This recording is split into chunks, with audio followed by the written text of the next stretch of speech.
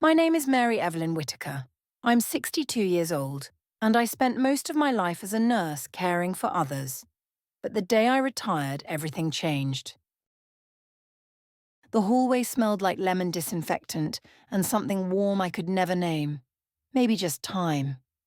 40 years I had walked these halls in white shoes and tired smiles, comforting strangers, holding hands at midnight, whispering it's going to be okay, even when it wasn't.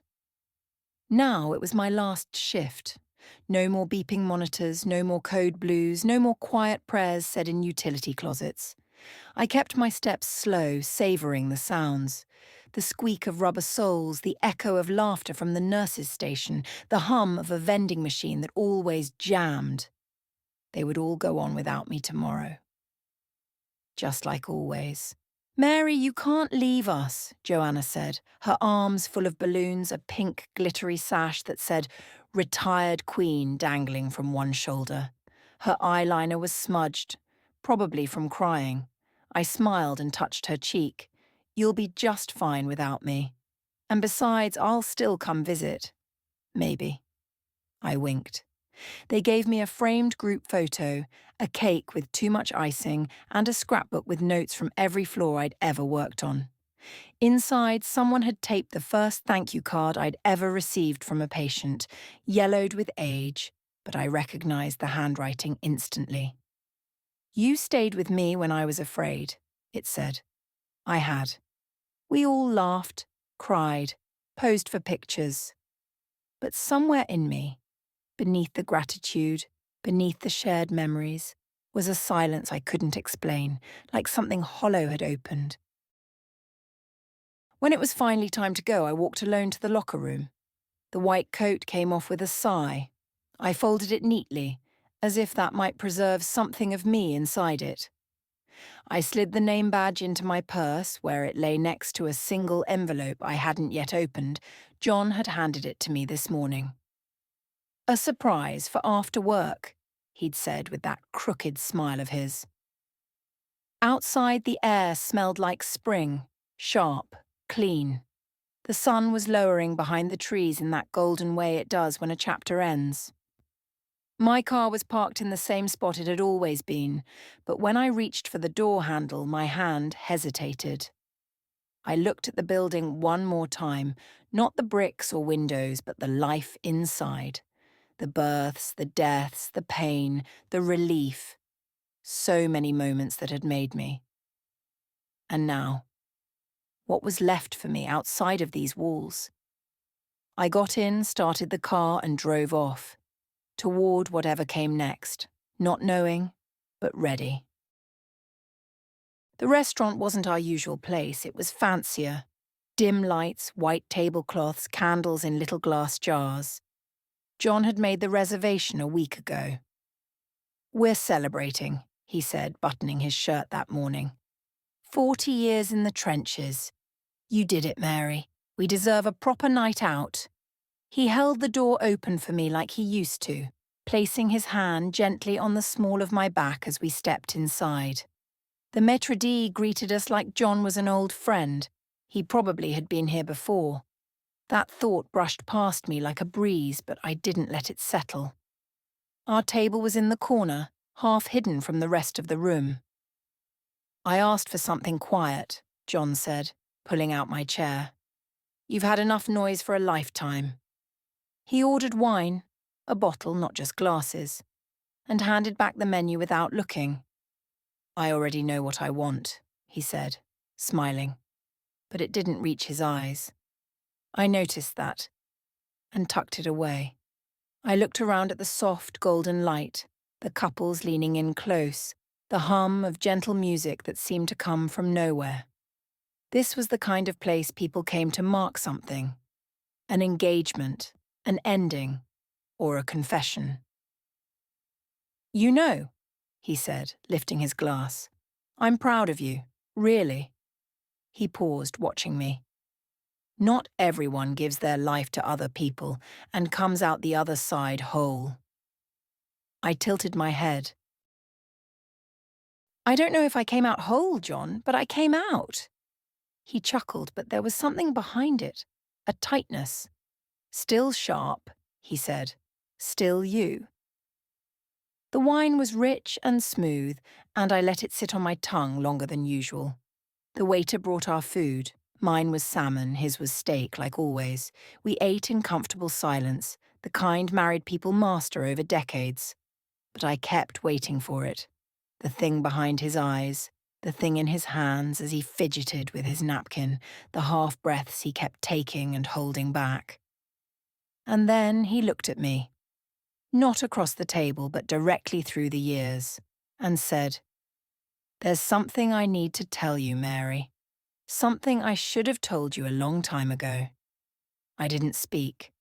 I set down my fork, folded my hands in my lap, and waited. My heart didn't race. My palms didn't sweat. I just waited. Because I already knew this table wasn't for celebration, it was for goodbye. John lifted his glass slowly, like the weight of the words inside it made it heavier than it should have been. The candlelight flickered across his face, softening the lines I used to trace with my fingers on lazy Sunday mornings. He smiled, polite, rehearsed, maybe even a little scared. "To the next chapter," he said.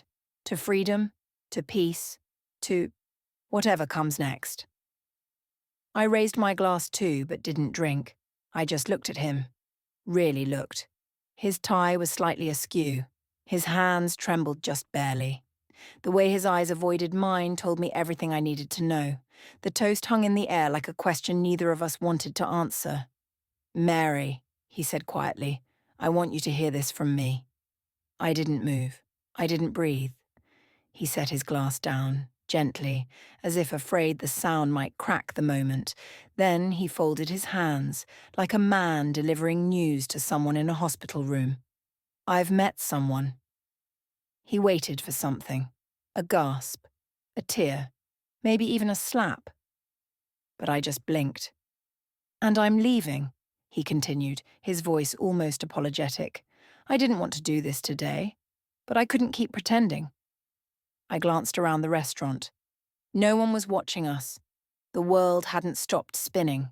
The wine still shimmered in my glass, untouched. "How long?" I asked, my voice even. He hesitated.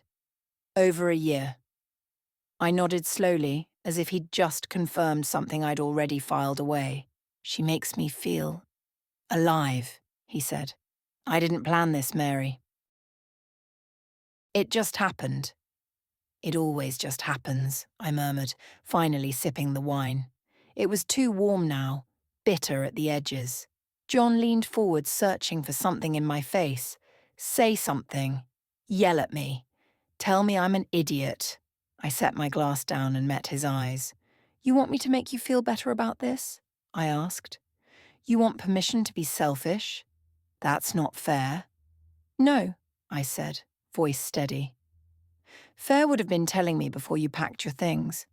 Fair would have been not booking a table at a place I'd never been, just so you could poison the evening with your guilt." He opened his mouth, closed it again.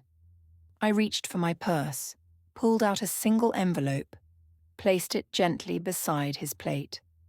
"What's that?" he asked. I stood, smoothed my jacket, looked down at the man I had spent most of my life loving, and now barely recognized. "It's tomorrow," I said softly, "since you already toasted to it." John stared at the envelope like it had teeth. His fingers hovered above it, unsure, almost afraid. For a man who once negotiated contracts with ease and stared down insurance auditors without blinking, he suddenly looked small. "You knew?" he asked finally, voice low, almost like a child who'd been caught in the act. I nodded once. "I knew." He leaned back in his chair, the leather creaking under his weight. His jaw tensed, then relaxed, like he didn't know which mask to put on now that the truth wasn't his to deliver. I watched him search for the next move, anger, guilt, pleading, but nothing landed. He looked lost. "How long?" he asked. "A while." Why didn't you say anything? I took a breath, steady and slow, and let my hands rest on the table, palms down. The candle between us flickered, as if listening. Because I wanted to see how far you'd go, I said. I wanted to see if the man I married would stop himself before the cliff. He swallowed hard. His eyes dropped to the tablecloth. And when I didn't, I started packing, I said. Not boxes, not clothes. I packed pieces of myself, my name, my strength, my silence. I folded them up and set them aside just in case I'd need them. I didn't mean to hurt you, Mary. You did it anyway. His face crumpled for a second, just a second, and I thought he might cry. But he didn't. Of course he didn't. I didn't think you knew. That's the part that hurts the most, John, I whispered. You thought I was blind. You thought I was old and tired and numb, too worn out to notice. But I noticed everything. Every late meeting, every changed password, every lie that tasted too smooth. He reached for the envelope but paused. What is this? Your reality, I said. And mine. He opened it slowly, fingers trembling. I watched his eyes move across the page. Divorce papers, asset details, my lawyer's card. A list of dates and transactions he probably thought were invisible. His mouth opened, closed. You were planning this? I stood. My legs were steady, my voice calmer than it should have been. I was surviving this. Around us life continued. Waiters passed with trays, laughter bubbled from a nearby table. No one noticed the quiet war ending in our corner of the world. John looked up at me, and for the first time, I didn't see the man I loved. I saw a man who'd underestimated me. I already knew, I said again. And this time, I walked away first. I didn't rush as I walked to the hostess stand. My heels clicked softly against the tile, each step a slow undoing of everything we'd ever built together. John didn't follow right away. He sat frozen, still holding the envelope like it might vanish if he just stared hard enough. The hostess looked up, smiling, then faltered when she saw my face. Is everything all right, Ma'am? I nodded. Could you call me a cab, please? I won't be riding home with my husband. Her eyes widened just a fraction, enough to let me know she understood, but she didn't ask questions. Of course, she said quietly. Would you like to wait here? No, I'll just... I turned, spotting the small wooden side table near the entrance where the menus were kept. There, I pointed. I'll sit there. When I returned to the table, John was still there, still lost, still stunned, as if betrayal only became real when it came from me. I reached into my purse again, careful and deliberate. No dramatics, just the truth laid bare. 2 keys, one to the front door, one to the garage. I placed them gently beside his wine glass. He looked at them like they were foreign objects. What are you doing? You'll need these tonight, I said softly. I won't be there when you get home. You don't have to go.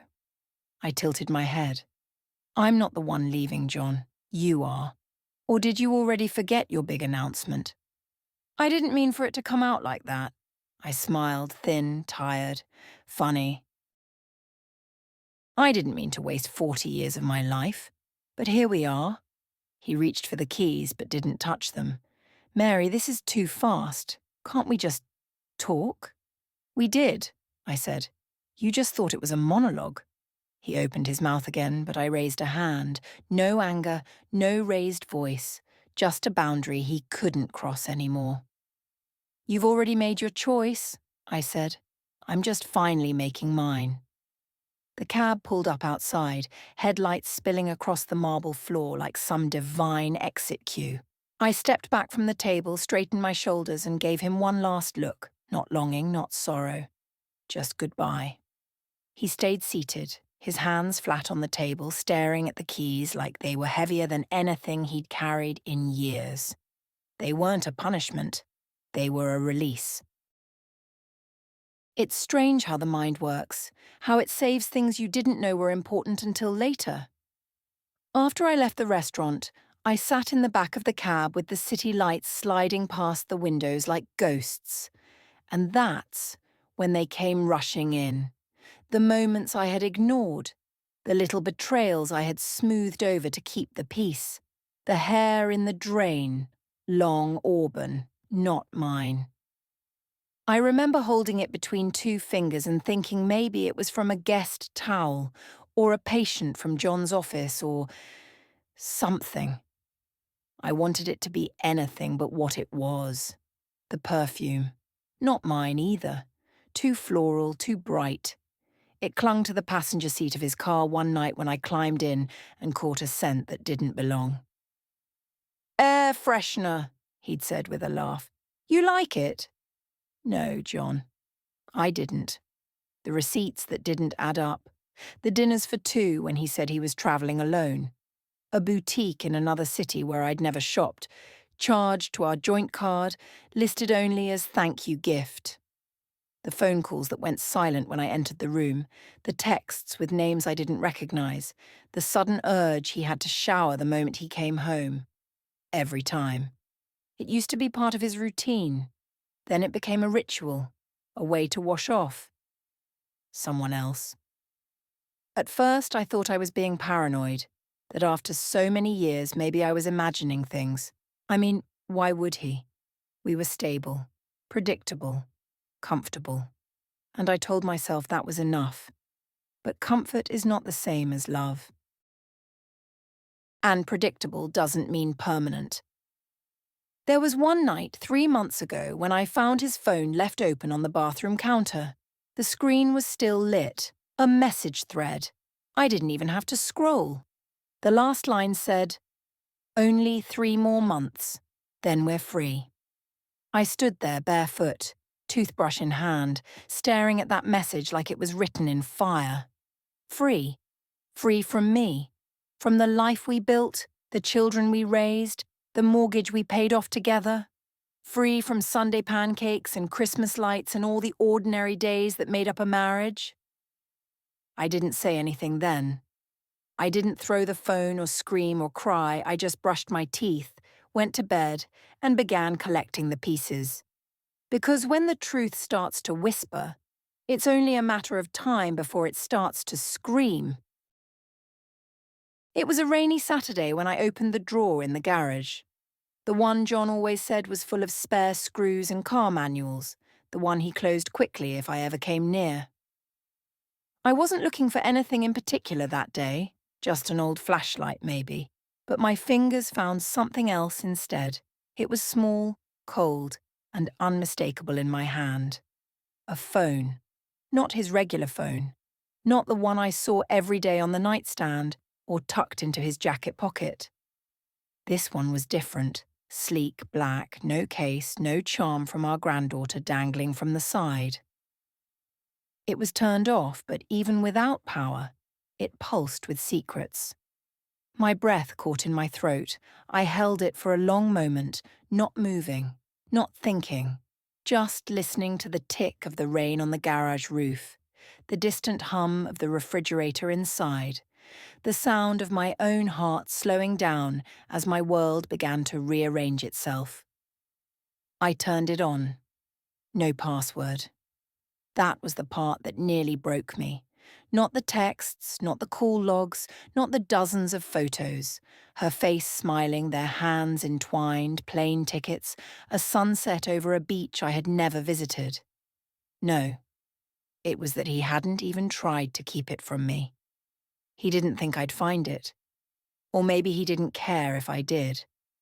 The messages were careful at first, short, vague, filled with inside jokes that meant nothing to me. Then they turned intimate, then cruel. "She still doesn't suspect a thing," one said. "I can't believe I stayed so long," another read. "I feel alive with you. Alive. As if I had been slowly killing him all these years by staying married. as if the woman who made his meals, folded his laundry, held his hand when he had a biopsy, laughed at his bad jokes, watched him sleep when he snored through his back pain, was just a shadow. I closed the phone and placed it back exactly where I found it. No drama, no confrontation. Not yet. Instead, I sat alone in the kitchen for an hour that day, staring at the refrigerator magnets, photos of our children, faded grocery lists, a note that read, "Don't forget, dog food." The life he was walking away from fit neatly onto a few magnets. The life he was walking toward was buzzing quietly in a drawer, and I had just pressed my thumb against the glass and felt it tremble. I walked slowly through the restaurant, each step deliberate, my heels tapping softly against the polished floor like a metronome counting down the final beats of something that had already ended long before tonight. The air was warm, scented with rosemary, wine, and endings. No one looked up. No one noticed the quiet unravelling of a marriage at table 12. John didn't call after me. Maybe he knew better. Maybe he had already said everything he came to say. Or maybe, just maybe, he was relieved I didn't cry. That I didn't make a scene, didn't shatter a wine glass or hiss across the table like the dramatic women in the movies he used to roll his eyes at. I think that's what he expected, what he was prepared for. But I've never been that kind of woman. The hallway to the front doors felt longer than it should have. My fingers brushed the wall as I passed, steadying myself, not because I was weak, but because the weight of 40 years doesn't lift in one breath. It stays with you. It clings. A waiter passed with a tray of champagne flutes, not seeing me. A couple laughed quietly near the restrooms. Someone's phone buzzed on silent. It was all so ordinary. That's what struck me the most. How normal the world kept being while mine shifted under my feet. I reached the hostess stand. She glanced up with a sympathetic smile, already knowing I wouldn't be needing the cab anymore. "Would you like us to call someone else?" she asked gently. I shook my head. "No." "I'll walk a bit." Outside the air had cooled. Rain threatened at the edges of the night sky. I pulled my jacket tighter around my shoulders, not for warmth, but for something to hold. The parking lot shimmered under the lights, slick and quiet. I could feel the envelope still in my purse like a second heartbeat. The keys were no longer mine. The house was no longer home. The man who once whispered forever into my ear had whispered it again. To someone else. And yet, I felt no rage, no scream trapped in my throat. Only steps, one after another moving forward. I didn't know where I was walking yet. Maybe just around the block. Maybe all the way home. Maybe into a version of myself I hadn't met in years. But with each step I felt lighter. Not freer, not yet, but emptied. Like breath let out after being held too long. And in that emptiness, there was room for something else to begin. He used to be better at lying. Or maybe I used to be better at believing him. There's a difference, I've learned. The first time I felt it, really felt it, was a year ago. John said he was going to a medical conference in Chicago. 3 days, 2 nights. He packed light, like always. I ironed his shirts the night before, tucked in a note like I used to when the kids were small. "Proud of you, miss you already." He left early. Too early. No kiss on the forehead, no coffee brewing in the pot. Just a quiet front door and tire tracks fading on the driveway. That night, I called his hotel. Just to hear his voice on the voicemail, maybe. Just to feel close. But the front desk said they had no one checked in under his name. "Maybe he used the hospital's reservation?" the woman suggested kindly. I told myself it was fine, that I must have dialed the wrong number, that he booked through a third party. I let it go. Not because I believed it, but because I needed to. Then there was the dinner with his brother. "Just the two of us," John had said, grinning as he buttoned his shirt. "We haven't caught up in years." But when I ran into his brother 2 weeks later at the grocery store, he said, "No, I haven't seen John in months." I smiled, nodded, moved past the cereal aisle like nothing inside me had just cracked. I didn't ask questions. That's the part that keeps me up at night now. Not that he lied, but that I let him. I let silence take root because I thought it was kinder than conflict, because I thought we were too old to unravel things, because I thought maybe this was just what marriage looked like after 40 years. But love doesn't disappear overnight. It fades, yes, quietly like fog rolling back at dawn. You wake up and realize the warmth next to you has cooled, and the laughter that once lived between walls now lives somewhere else. He said he was tired more often, worked later, travelled more.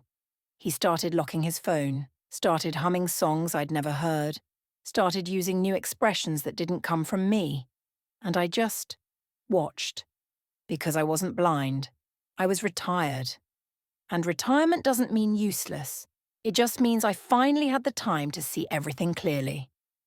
And what I saw was a man rehearsing an escape, thinking he was too clever to be caught, forgetting that the woman he was leaving had stopped needing to chase anyone a long, long time ago.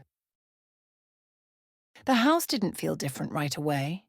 The lights still flickered in the hallway if the dishwasher ran too long. The kitchen still smelled faintly of cinnamon from the apples I baked 2 nights ago. His shoes were still by the door, lined up, laces tucked in, like he was coming back. But he wasn't. I moved through the rooms, slowly, not touching much. My purse slipped from my shoulder and landed with a soft thud on the bench in the foyer. The envelope inside it was still there, unopened, unread. I didn't need to look at it. I already knew what it said. I had written every word with hands that didn't shake, eyes that didn't cry. Upstairs, I flipped on the bedroom light and stared for a long moment before walking in. The bed was made, too neatly. He'd done that this morning, probably trying to be thoughtful, or maybe just trying to leave the scene tidy, like wiping fingerprints off a broken glass. His pillow was gone. I hadn't noticed until just now. The left side of the bed, the side he always claimed, was bare. No indentation, no extra blanket. Just a wide, clean sheet stretched like silence. The right side, my side, still held the familiar dent of my weight, the fold of the quilt I always pulled over my shoulder. One pillow. That's all that was left of us. I sat on the edge of the mattress, shoes still on, jacket still buttoned. The room was too quiet. Not the peaceful kind of quiet, but the kind that presses against your ribs. The kind that makes clocks sound louder. That makes you aware of every breath you take just to prove you're still alive. I stared at the spot where his pillow used to be. I remembered how he snored, low at first, then louder as the night wore on. How I used to roll him onto his side with a soft shove. How he'd grumble, shift, then reach out for my hand in the dark without ever waking up. He hadn't reached for my hand in a long time. I leaned back slowly, resting my head on the one remaining pillow. It felt too soft, too flat, too empty. The ceiling above me blurred a little, but I didn't let the tears fall. I swallowed them. Like always, there would be no music tonight, no television humming in the background, no murmured goodnight. Just a bed, a blanket, a ceiling, and the woman he didn't think would survive without him. But here I was, still breathing, still here, still whole, even with half a bed. I didn't mean to hear it. I was standing in the kitchen, wiping down the counter with a damp towel, when John's phone buzzed on the table behind me. He'd left it there, screen side up, like always. I didn't check it. Not at first. But the voicemail icon blinked at me like a slow, pulsing heartbeat.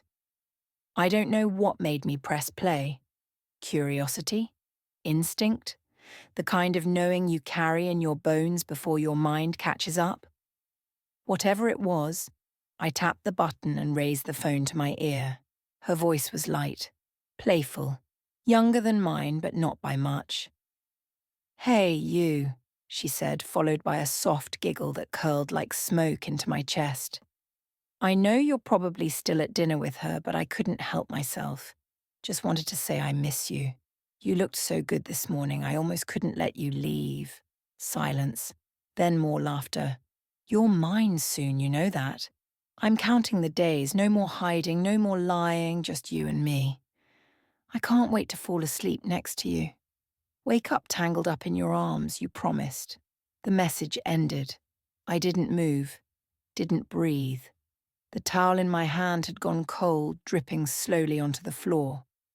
My fingers clenched around it without realizing. I stared at the window above the sink, but all I saw was my reflection, still pale, still holding on to the edge of something that was no longer there. I didn't play it again. I didn't need to. Her words were tattooed onto the inside of my skull, humming under my skin like static. "You're mine soon. You promised. He had promised me too. Once." I set the phone back on the table, not slammed, not thrown, just placed, carefully, like a fragile lie that might crack open if touched the wrong way.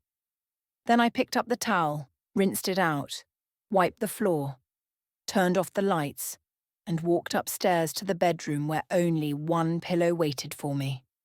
I didn't wake him. I didn't shake him by the shoulder and demand answers. I didn't cry in the dark or rage against the ceiling. I lay down beside him, closed my eyes, and memorized every breath he took that night because I knew I'd stop hearing them soon, and because something in me had already begun letting go. You learn to observe when you work in a hospital for 40 years. Not just the obvious things, blood pressure, pallor, vitals, but the in-between things. The hesitation before a smile, the twitch in a hand, the way someone breathes when they think no one's watching. It's not just a skill, it becomes part of you. And I carried that skill home every night, whether I wanted to or not. John thought I wasn't looking. He thought I was busy with recipes, laundry, my crosswords, or my endless notes on retirement benefits and Medicare premiums. He thought my eyes were tired, my mind dulled by routine. He mistook my silence for disinterest, my calm for blindness. But I saw it all. I saw the way he checked his phone more often than turned the screen away. I saw how he started dressing differently when he left the house, shirts I hadn't ironed, cologne he never used around me. He'd stand in front of the mirror longer than he ever had when he was trying to impress me. I noticed the change in his smile. It used to crinkle at the corners, a full-face smile that lived in his eyes. Now it was just lips, tight, mechanical, meant for show. He started humming in the mornings again, like he used to when we first fell in love. Only it wasn't the same tune. It wasn't our tune. He stopped asking how my day was. He started drinking wine with dinner, even when I didn't pour any. He began deleting his call history. Not all of it, just enough to make it look clean. He was careful, but not careful enough. Once I walked into the room while he was texting. He locked the phone so fast it nearly flew from his hand. "Work," he muttered. "Nothing important. But people don't lock away unimportant things." I saw him staring at the neighbour's daughter once, Cara, with her long hair and easy laugh. Not because he wanted her, but because she reminded him of someone else, someone new, someone he wasn't tired of yet. He started putting his phone in his drawer at night instead of the charger by his bed. I saw that too. I saw everything. I just didn't say a word. Because when you're trained to watch, you also learn patience. You learn to wait, to gather, to study. And I wasn't ready to speak. Not yet. Because when I finally opened my mouth, I wanted every word to land like a scalpel, clean, precise, undeniable. It started with the electricity bill. I was organising paperwork, something I always did with a cup of tea and the radio humming low in the background, when I noticed it. A payment had gone through twice in 1 month. Not huge, just odd. A double withdrawal. It nagged at me. I opened our online account and began scrolling, slowly, intentionally. My fingers moved with the kind of calm I used when explaining difficult diagnoses to scared patients. Gentle, steady, firm. And there it was. A transfer for $200 labelled consulting. Consulting for what? John was retired, months before me. The only thing he consulted on now was which brand of coffee we bought. Then another one, $650 to WVS Holdings. I didn't recognise the name. I checked the address listed with the charge. It wasn't a business. It was a condo building in a different town. Then came the withdrawals. Small, scattered, just enough to slip under the radar. $90 here, $135 there. A few labelled gifts. One marked boutique. That word clung to me like a cold draft. I pulled out old statements, printed them, spread them across the dining table. I circled dates, highlighted patterns. The picture came together slowly like a bruise blooming under the surface. He wasn't just preparing to leave me. He was already building his next life, piece by piece, without me. One account, separate from ours, received deposits regularly, money he'd skimmed from savings, credit reimbursements, even a check from a cancelled insurance policy I'd forgotten we had. Every time I suggested we review our finances together, he had some excuse. Too tired. Too boring. I trust you, Mary. I laughed then, laughed out loud at the absurdity of it. Not because it was funny, but because I had spent years managing our budget, balancing our books, saving for our future, and all the while he was carving out an escape tunnel like a man in a prison yard. He didn't think I'd see it. He thought the numbers would stay quiet. But numbers, when you know how to read them, are loud. They scream. They testify. I didn't call him that day, I didn't ask, I didn't confront. Instead, I printed every page, slipped them into a manila folder, labelled it August, put it in my desk drawer beneath the instruction manuals and appliance warranties. I wasn't collecting evidence for revenge, I was collecting clarity. Because the moment you see the truth in black and white, it stops being just a suspicion. It becomes a decision waiting to be made. It was raining that afternoon. The kind of slow, grey drizzle that made everything look softer than it felt. I was sitting at my desk in the spare room, sorting through the mail when I found it. A plain white envelope, no return address. Postmarked from the next town over. Inside was a copy of a lease agreement. At first I thought it was junk, another piece of mail meant for the neighbours. But then I saw the names, John Michael Whitaker, and beneath his, written in neat, slanted cursive, Charlotte Renee Lawson. I didn't recognise the address. A new development. One of those luxury lifestyle communities with keyless entry and granite countertops. I'd seen the ads, the ones with smiling couples walking dogs and sipping wine on balconies. They weren't our ads. The lease was signed. A 12-month term starting in just under 3 weeks. Security deposit paid.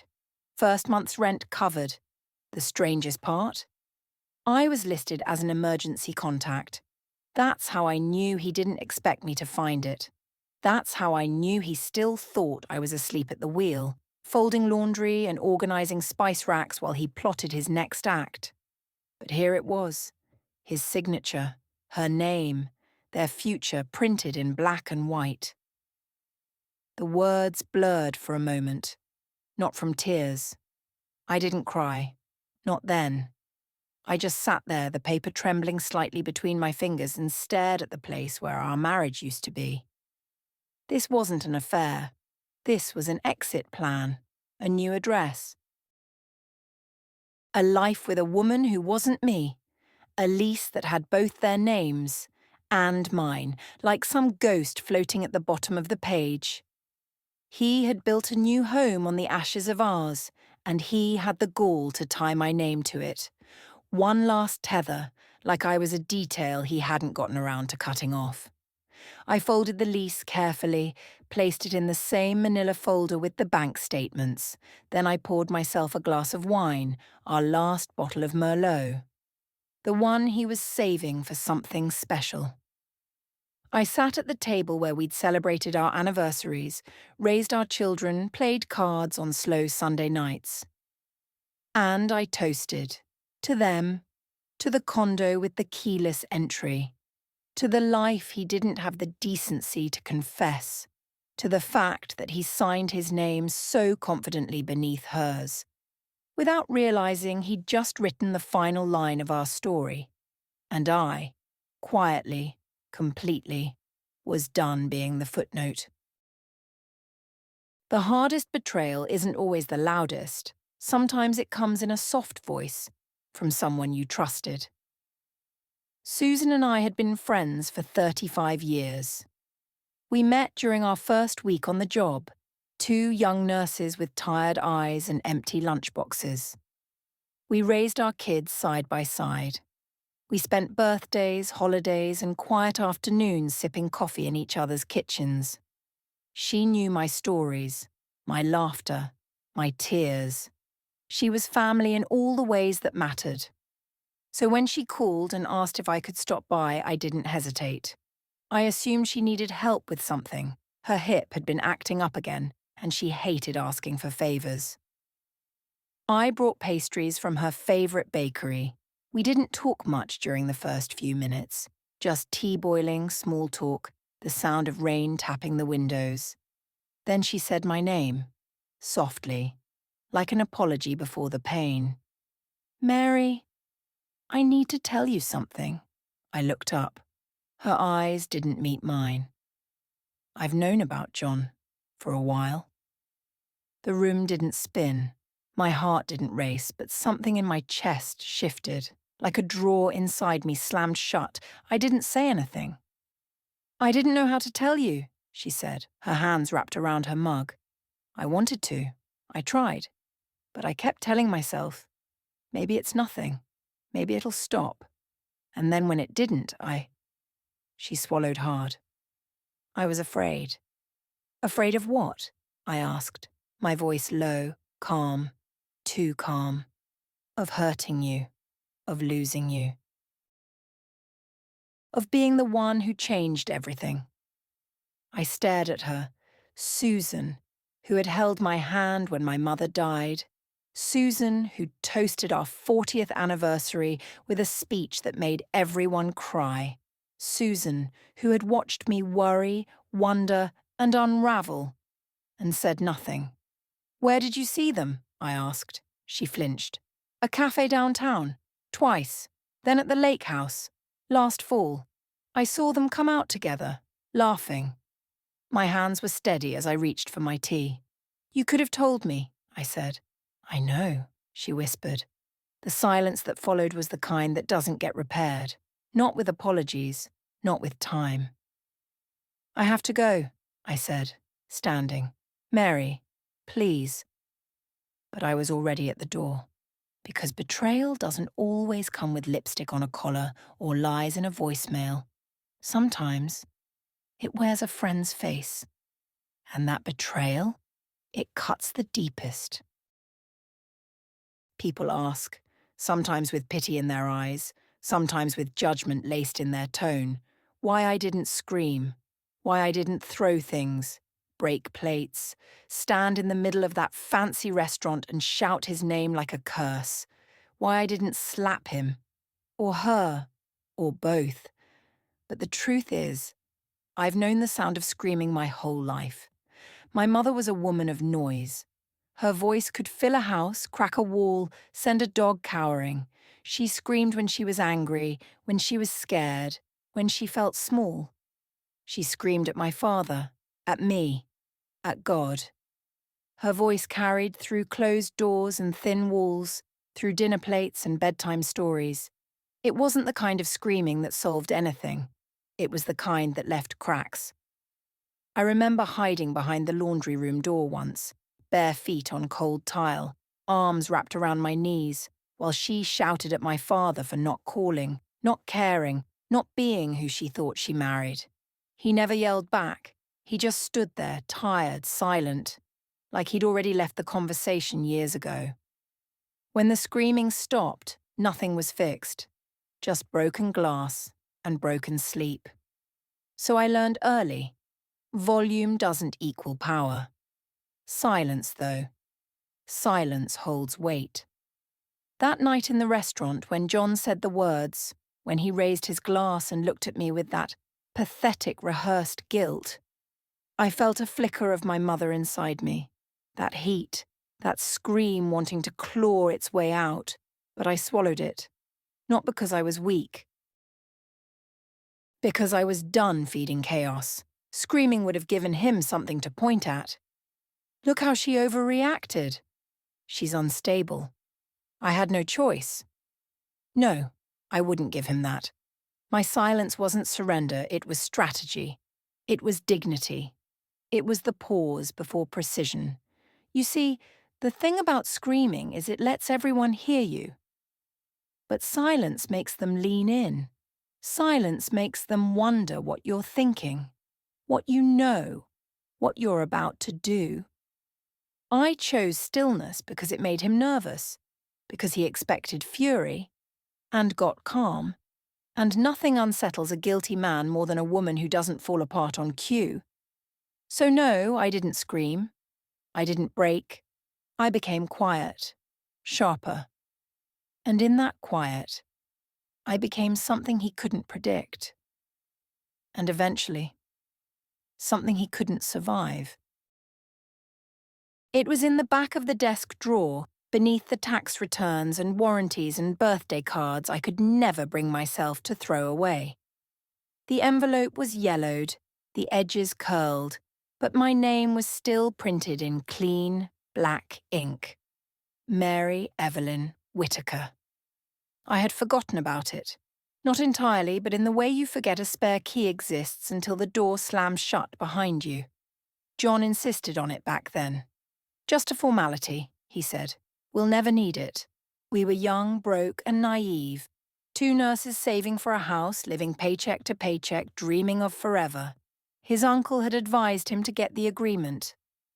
Protect yourself, he said. You never know what the future holds.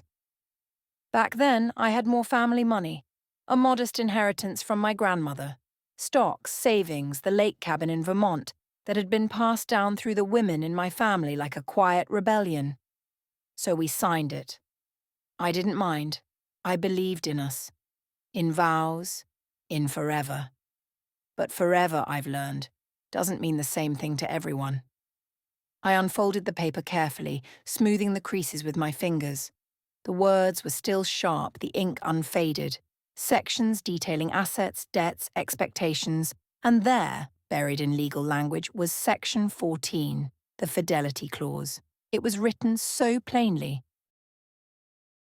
In the event that either party engages in an extramarital affair, and said affair can be reasonably documented, the injured party shall retain sole rights to shared property acquired during the marriage, in addition to all previously held assets. I read it 3 times. Then I sat back in the creaking desk chair and let out a breath I hadn't realized I'd been holding. He'd forgotten, or maybe he'd hoped I had. But I remembered now. This wasn't just paper. It was a map, a blueprint for my freedom, drawn years before I ever knew I'd need it. I didn't cry. I didn't laugh. I just stared at that single clause like it was a lighthouse in the dark. For months, I had felt like the ground beneath me was dissolving, like every truth I'd built a life on was now up for negotiation.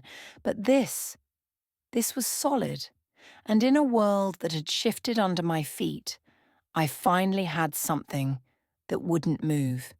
He had cheated. He had lied. He had left me behind. And in doing so, he had handed me exactly what I needed, years before he knew he'd lose me. All I had to do now was open the right door and walk through it without looking back. I hadn't planned to cry. I made it through dinner, through the dishes, through folding towels and wiping down counters, through brushing my teeth in front of the mirror where his toothbrush still stood, as if he might come back and use it. But when I walked past the laundry room, something inside me broke. It was the smell, I think, that soft scent of clean cotton and lavender dryer sheets. The scent I always loved because it meant order, care, life being managed. It had followed me through decades of motherhood, night shifts, flu seasons, birthdays, deaths. That smell was safety. And now it gutted me.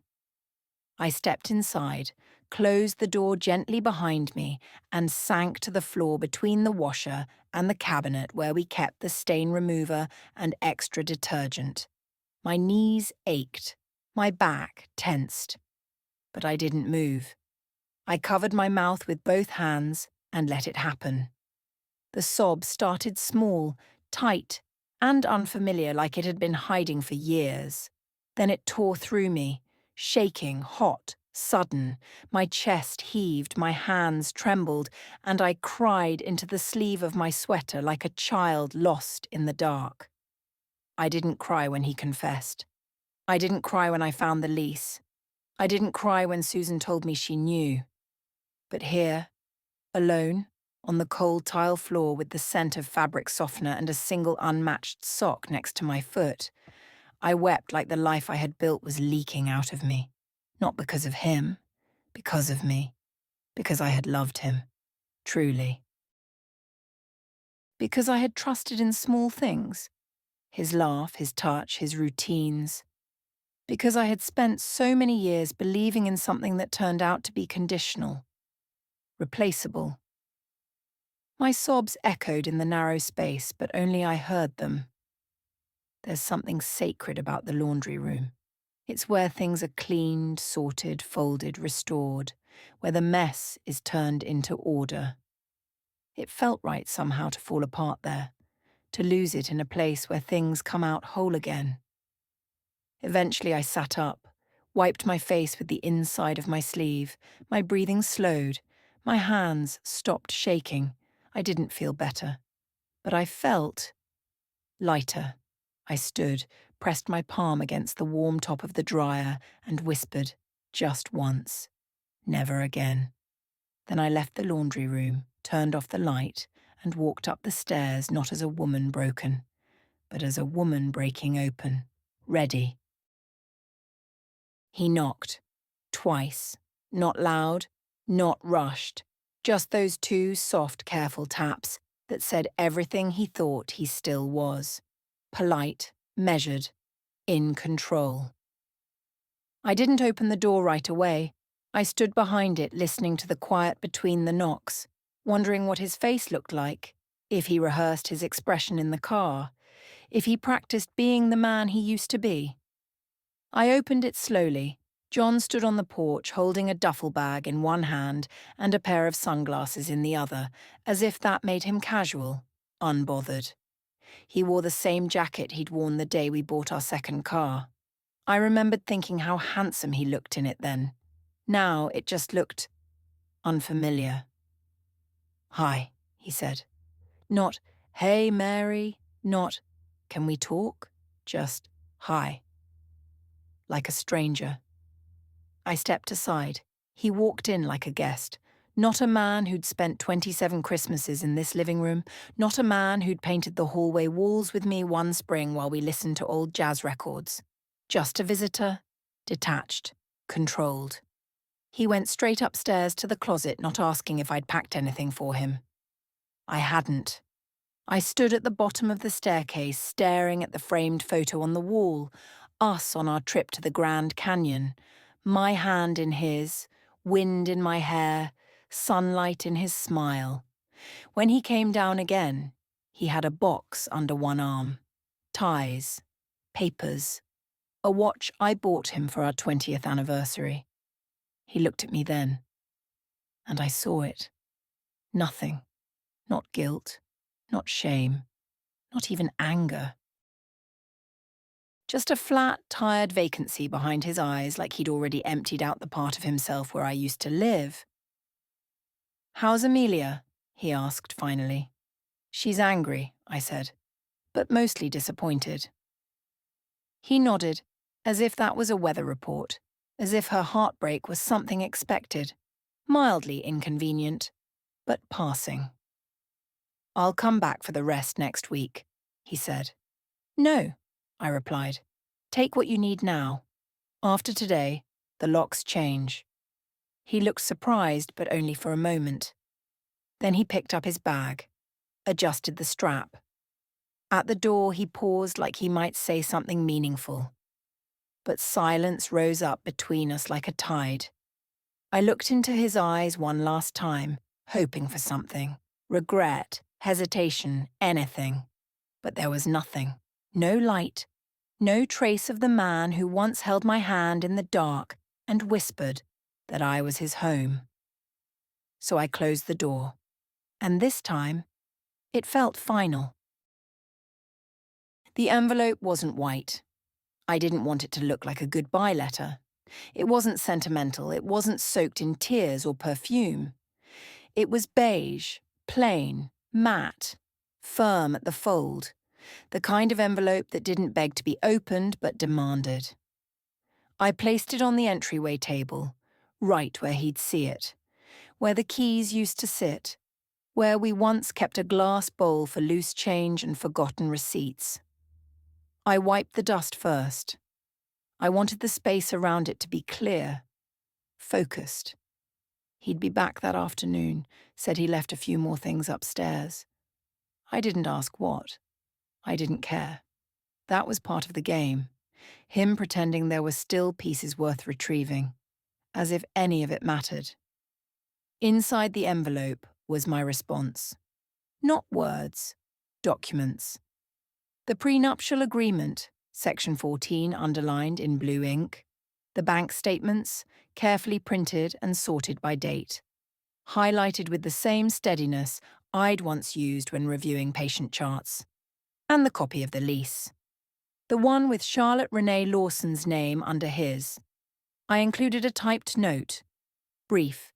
3 sentences. "John, here is everything I've compiled for my attorney. You'll be hearing from him by end of week. Do not contact me directly." That was all.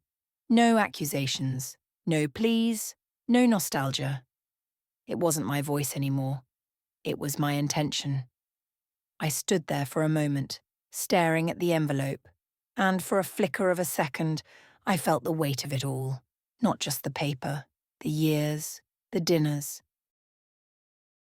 The thousand silent sacrifices, the birthdays he forgot, the nights I waited up, the dreams I deferred without even realizing I was doing it. I could have burned the papers. I could have screamed when he read them. But this wasn't rage. This was arithmetic. This was everything he thought I didn't notice, lined up, totaled, signed, sealed. He wouldn't need to open it in front of me. He'd know what it was the moment he saw his name typed in bold on the first page. He'd feel the cold shift. Not of anger, but of consequence. So I turned away from the table, picked up my coat, locked the door behind me, and I left the envelope to greet him like a ghost in broad daylight. Not a farewell, a reckoning. The voicemail came at 7:42 a.m. I was making coffee standing barefoot in the kitchen with the window cracked just enough to let in the sound of birdsong and distant traffic. The phone buzzed once, then again. I let it go to voicemail. I knew the number. John. I didn't need to hear his voice to know what it would sound like, tight, clipped, edged with a panic he wouldn't dare name out loud. When I finally pressed play, it was just as I expected. "Mary, what the hell did you do?" He didn't even say hello. The accounts are frozen. I tried to transfer rent and it bounced. The bank said there's a legal hold. Are you serious right now? There was a pause, his breath heavy, shaky, like a man just realizing the ground beneath him isn't solid. This is spiteful. You know this isn't right. Another pause. Then his voice dropped lower. Call me back. We need to talk about this like adults. I didn't. I finished pouring my coffee. The notice had gone through exactly as planned. Philip, my attorney, had filed the request after we compiled the records. The court had approved it pending full financial discovery. Until then, all joint accounts, checking, savings, investments, were on hold. John still had access to the private account he thought I didn't know about.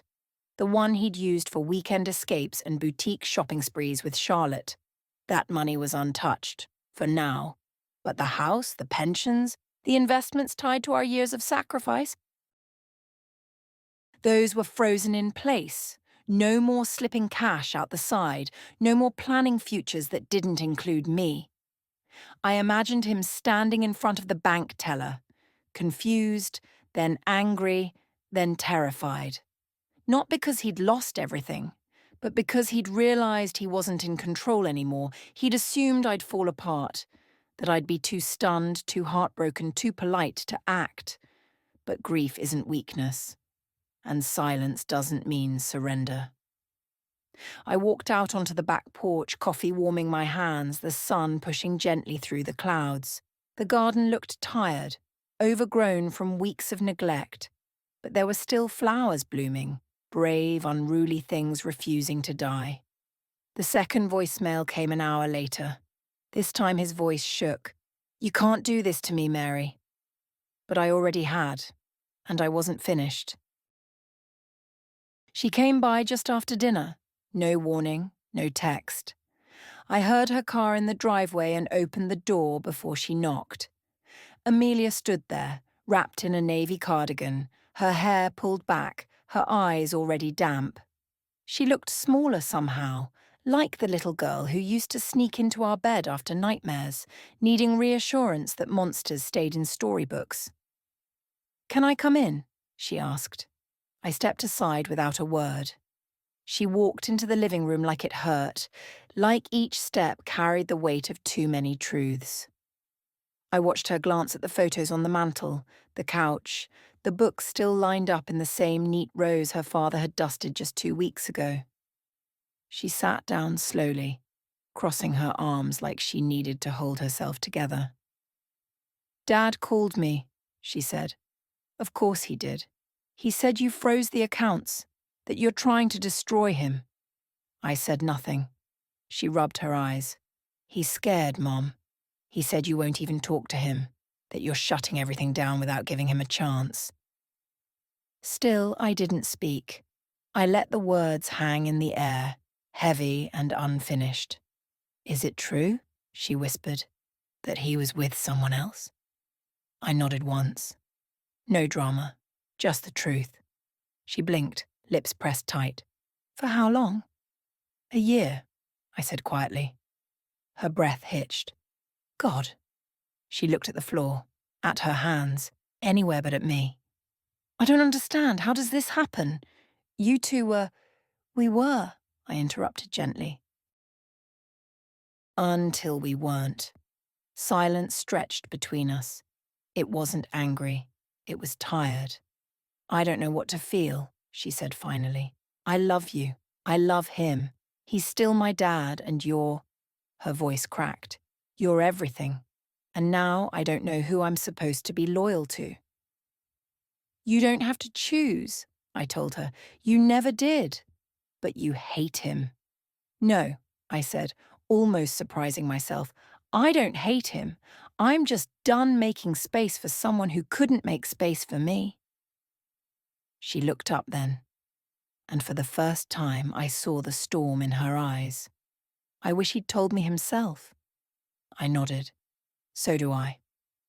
We sat there in silence for a while, the kind that held more love than words. Then I reached over, took her hand, and said what mothers say when their daughters are lost. You'll find your own way through this, and I'll be here when you do. And I meant it, every word. I lay awake that night, the ceiling fan casting slow-moving shadows across the walls, and all I could think was, I should have told her sooner. Amelia, my beautiful, brilliant daughter. So sharp, so intuitive. Always the one asking questions I didn't want to answer. She'd looked at me so many times in the last year with quiet suspicion, but I'd smiled through it. Redirected, pretended. All for the sake of the story I thought I was supposed to protect. A story called Family. I told myself I was sparing her, letting her finish school, letting her enjoy her final semester without the heaviness of betrayal seeping into her life. I told myself it was the motherly thing to do. But the truth, I was hiding, not just the facts. I was hiding my own pain behind hers, using her innocence like a shield, trying to keep the lie intact just a little longer. Because once you say it out loud, once the words, "Your father's been unfaithful," pass your lips, there's no taking them back. The story changes. She would never see us the same way again. And somewhere deep down, maybe I hoped I wouldn't have to break it at all. Maybe a part of me, small, foolish, but still alive, thought John would come to his senses, that he'd wake up from whatever spells Charlotte had cast, and we could quietly stitch things back together before Amelia ever noticed the rip. I was wrong. I see that now, too clearly.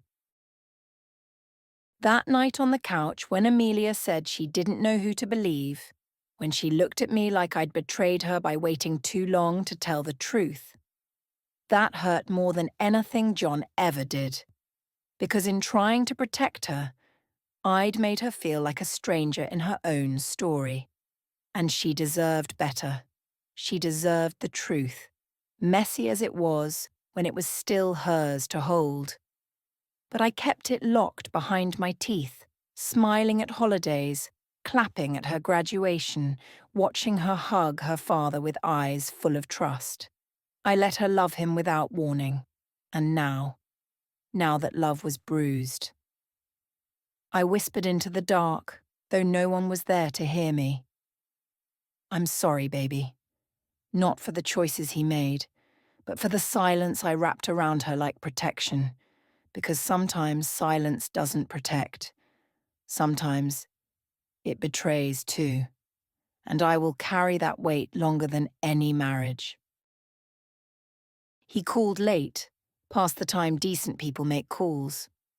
I let it ring twice before answering, already knowing what he'd say. His voice came through low, strained, like he'd been rehearsing it for hours and still didn't like the sound. "Mary," he said, like it was the first time he'd said my name in weeks. I didn't respond. He sighed. "I don't expect you to forgive me, I need to explain." I leaned against the kitchen counter, staring at the kettle I hadn't yet turned on. My silence didn't stop him. "It wasn't love," he said. "I mean, with her. It wasn't real. I don't even know what it was. Maybe a distraction. Maybe a crisis, I don't know." A crisis. The word sat heavy in the room, bloated and pathetic. He cleared his throat like he could somehow cough out the shame. I was tired. Of everything.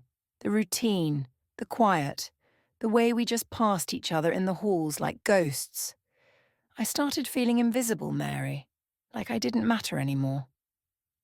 I wanted to ask, did you ever stop to think how invisible I felt? But I didn't. He kept going, as if filling the space would somehow fill the hole he'd made. Charlotte, she noticed me. She asked questions. She laughed at my stories. I know it sounds stupid, but it made me feel like I still had something left in me, like I wasn't finished. I closed my eyes. He wasn't finished. So he started a second life without ending the first. "That night at the restaurant," he said, I thought I was doing the brave thing, being honest, starting fresh. Brave? I said quietly, the word foreign in my mouth. He paused. I know. It sounds awful when I hear it now, but I thought, if I just ripped the bandage off, it would be cleaner. There was a long silence, the kind that stretches across a canyon of years and heartbreak. He finally whispered, "It wasn't love, Mary." And I said the only thing I could. "Then you destroyed us for nothing." I heard his breath catch, and I knew that landed deeper than anything else could have, because if it had been love, maybe, there'd be something noble in the ruin. But to burn a home, to shatter a family just to feel seen, that wasn't a crisis, that was cowardice. He said nothing else. The line went quiet. I hung up, and for the first time in weeks, I felt clean. She knocked softly, just once.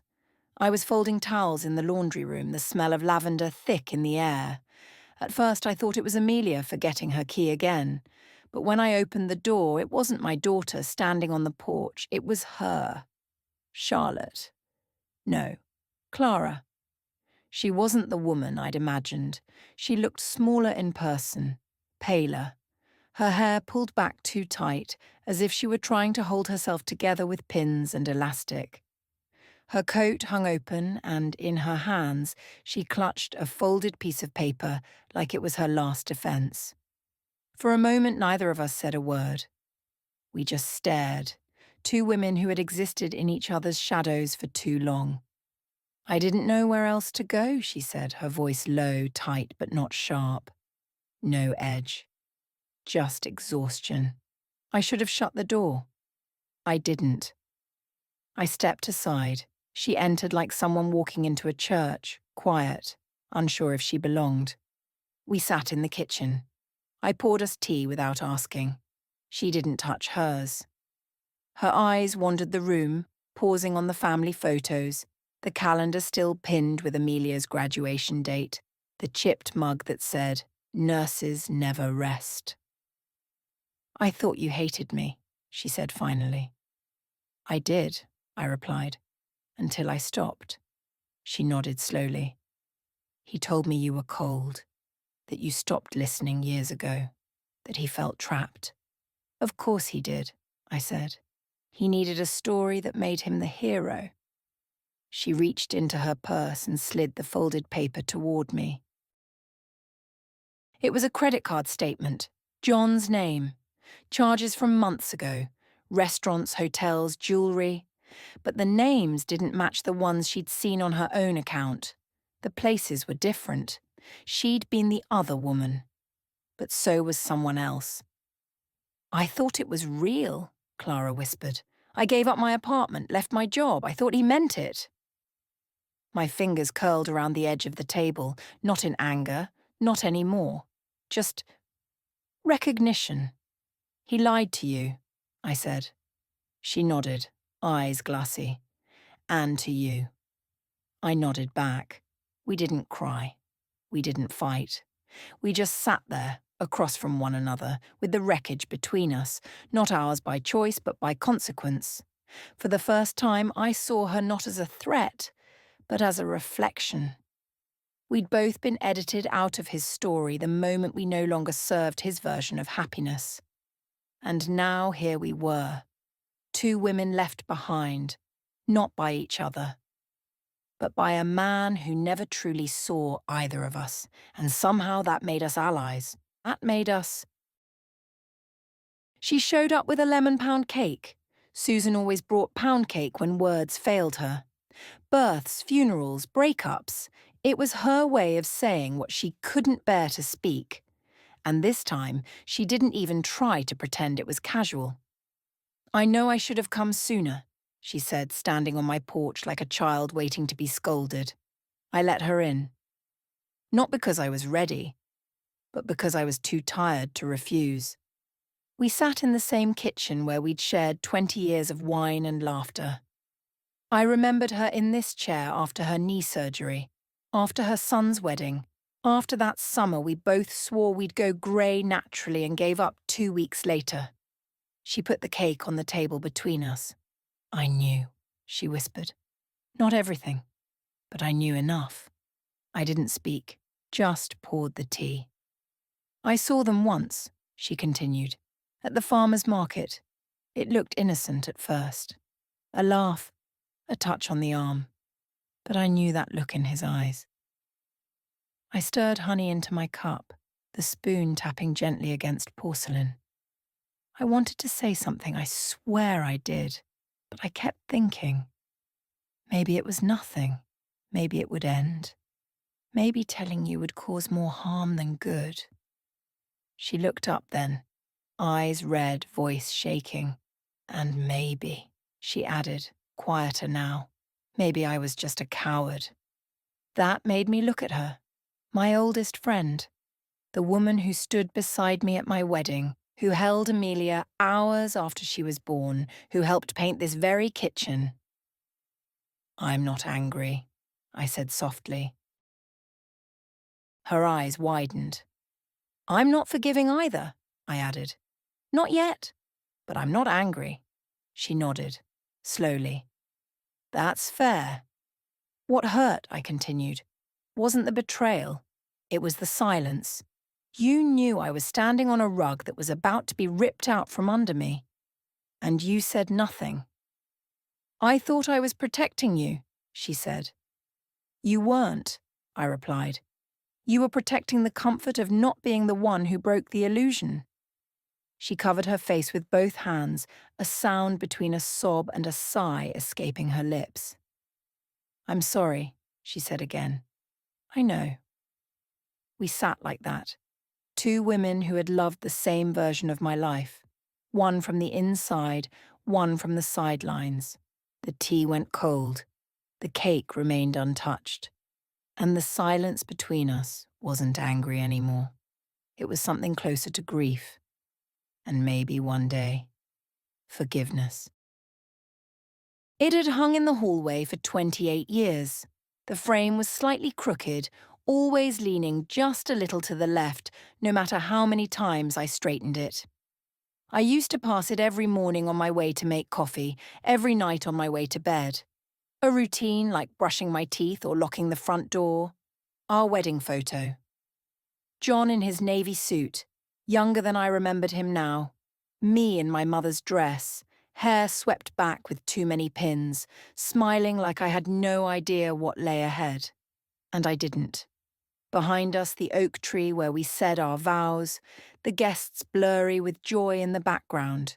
For years, that photo had been a comfort, proof of something that once felt real. But lately it had become something else. Not a memory, a monument, to a version of us that had only existed in snapshots and anniversaries, to a story I had kept telling myself long after the pages had stopped turning. That morning, I stood in front of it for a long time, not to say goodbye, but to let go. I reached up, slid the frame from the nail. It was heavier than I expected, solid wood, thick glass, years pressed beneath its weight. I didn't cry.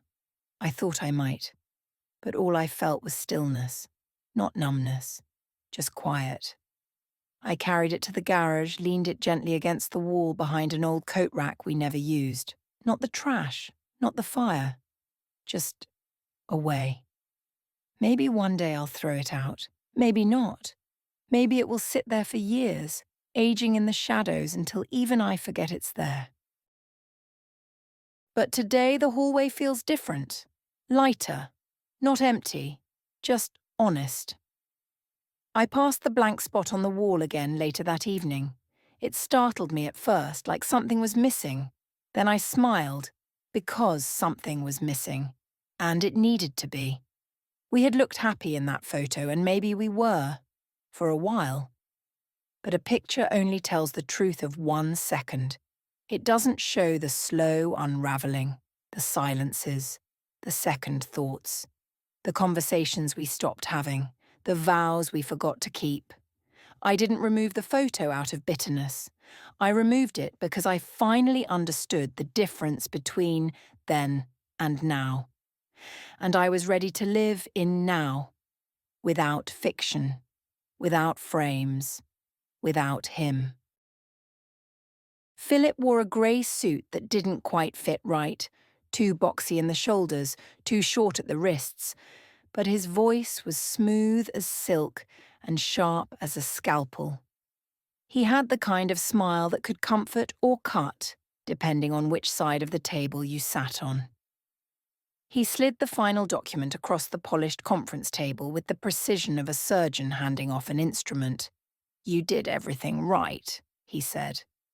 The room was quiet. Just the two of us, late afternoon light filtering through half-closed blinds. The kind of golden hour that made even the starkest legal office feel almost warm. I stared at the papers. Asset breakdown, revised accounts, formal statements, clean lines, hard facts. "It doesn't feel like it," I said. He leaned back slightly, folding his hands. "That's because it's not over for you yet. Not emotionally, but legally. You were methodical, controlled. You left no room for error." His tone wasn't congratulatory. It was respectful. "You'd be surprised," he continued, "how many people wait too long. They let the shock drown them, let their rage do the talking. But you?" He smiled again, softer now. "You moved like someone who knew exactly where the ground would shift." I nodded, though I didn't quite feel the strength he described. "You froze the accounts at the right time, filed before he could transfer anything else. And that clause in the prenup. Most people forget those even exist." "I didn't," I said quietly.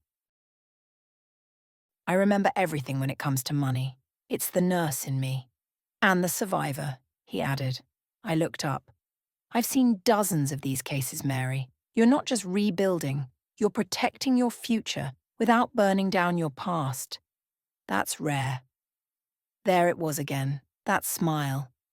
This time not one of strategy, but something like admiration. I reached for the pen, signed the final page, and felt a strange stillness settle over me. No fireworks, no victory music, just breath. "You know," I said after a moment, "I thought this would feel like the end." He raised an eyebrow. "And now?" "Now it feels like a lock turning, not a door closing, just a sound I needed to hear to move forward." Philip nodded, collected the documents, and stood. "You did everything right," he repeated, "even when it felt wrong." I watched him go. The office door clicked shut behind him, and I sat there, hands folded, letting those words echo in the quiet. Not triumphant, not broken, just right. The courtroom was colder than I expected, not physically.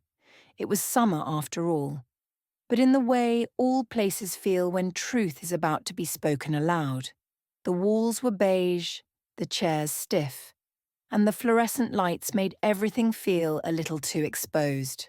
John sat at the opposite table, dressed in the same navy suit he'd worn to Amelia's graduation. It hung on him differently now, looser in the shoulders, wrinkled at the sleeves.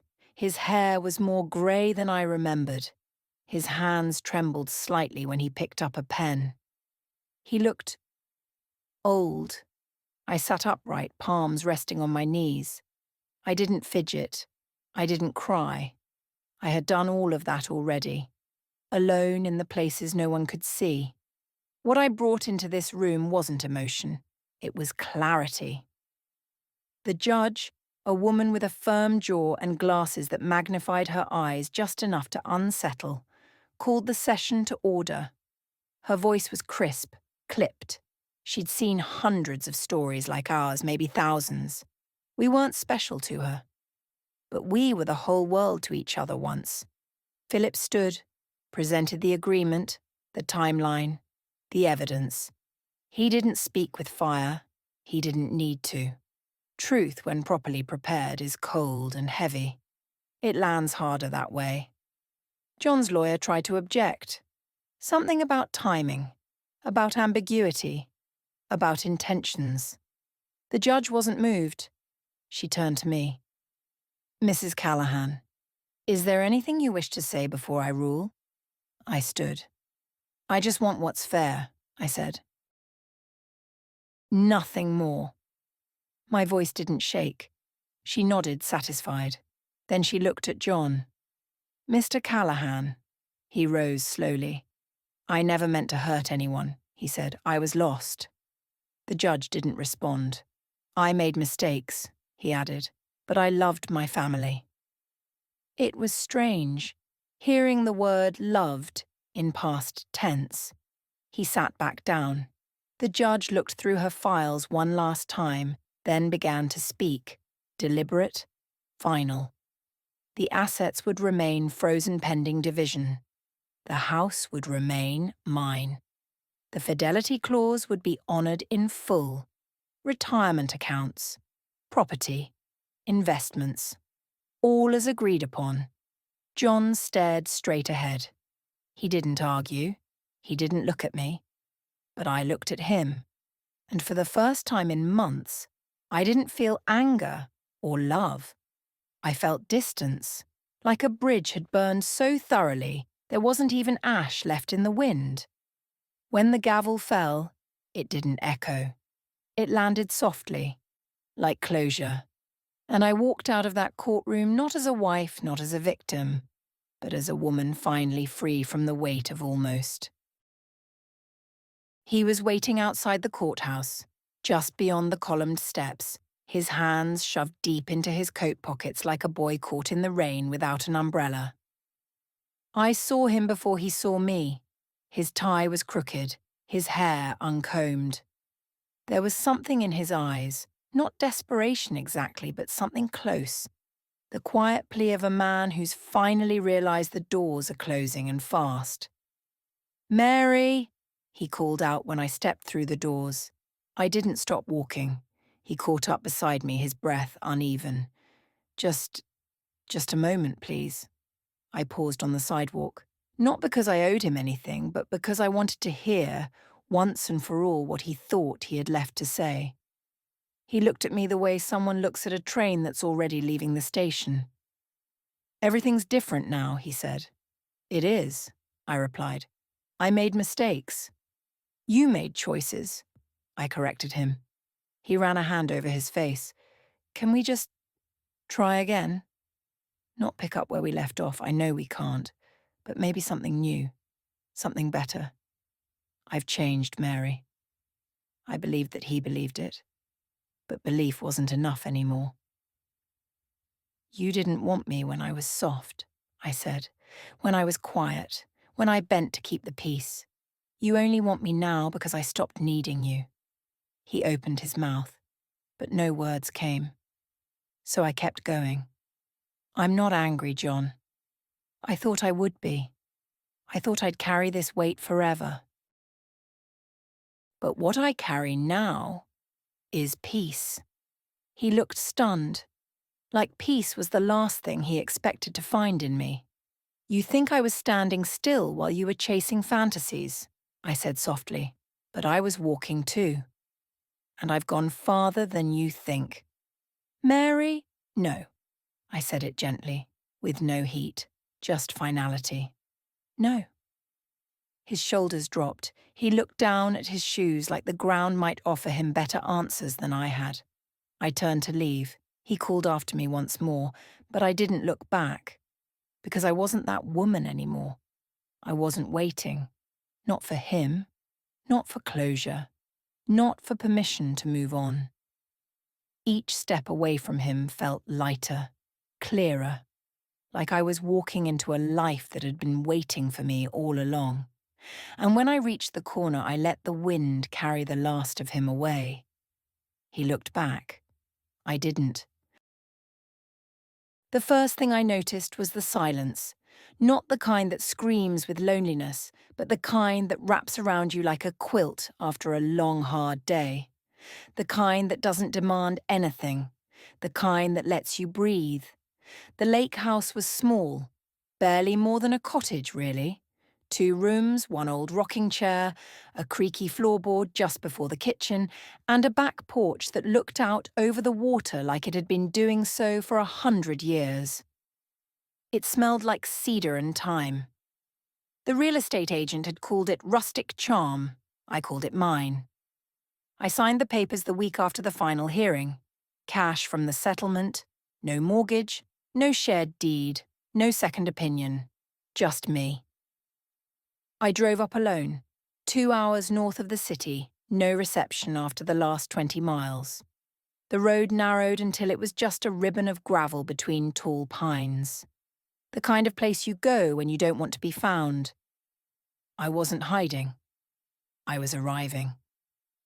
The first night, I sat on the porch with a blanket and a mug of tea, watching the light fade behind the trees. The lake turned gold, then grey, then disappeared into the dark like it had never been there at all. I didn't feel afraid, not of the stillness, not of the dark, not of the unknown. I felt intact. For so long I'd defined myself in relation to someone else, John's wife, Amelia's mother, Susan's best friend, a nurse, a caretaker, a listener. But out here, I was none of those things, and all of them. I unpacked slowly. No rush, no one to impress. I placed the books on the shelves where I wanted them, hung a wind chime by the kitchen window, lit a candle that smelled like bergamot and pine, played music low just for me. I made a simple dinner, roasted vegetables, a glass of wine. I ate barefoot. I left the dishes in the sink. The lake house didn't ask anything of me except to be present, so I was. Later that night, as I lay in bed beneath an old quilt left by the previous owner, I listened to the frogs outside, the soft creak of trees, the wind tapping gently at the window, and for the first time in a long, long time, I didn't feel broken. I felt whole, not because I had everything, but because I had enough. The sun came in soft, like it was asking permission. It filtered through the sheer curtain in the little kitchen, casting golden stripes across the floor and the chipped enamel sink. I stood there barefoot, wrapped in an old flannel robe I'd found in the closet, holding a mug of coffee so hot I had to switch hands every few minutes. The smell filled the room. Dark roast, no sugar, just a splash of cream. The way I'd always liked it, but rarely drank it that way. John preferred it sweet. He used to make it for both of us. 2 cups. Identical. Somewhere along the way, I stopped correcting him. It had become easier to be agreeable. But here, on this first morning in the lake house, I made the coffee exactly the way I wanted. No compromise. No, what do you want, dear? No quiet negotiations. Just me. And it tasted like something new. Outside, the birds were already awake, singing in layers, some sharp and staccato, others slow and low like a hum. I stepped onto the porch, coffee in hand, and stood still, letting the sounds fall around me like rain. I used to hate silence.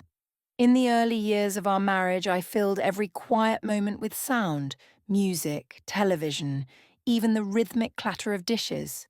I couldn't bear the stillness. It felt too much like waiting, like absence. Now the quiet felt like breath. I sat down in the old wooden chair facing the water.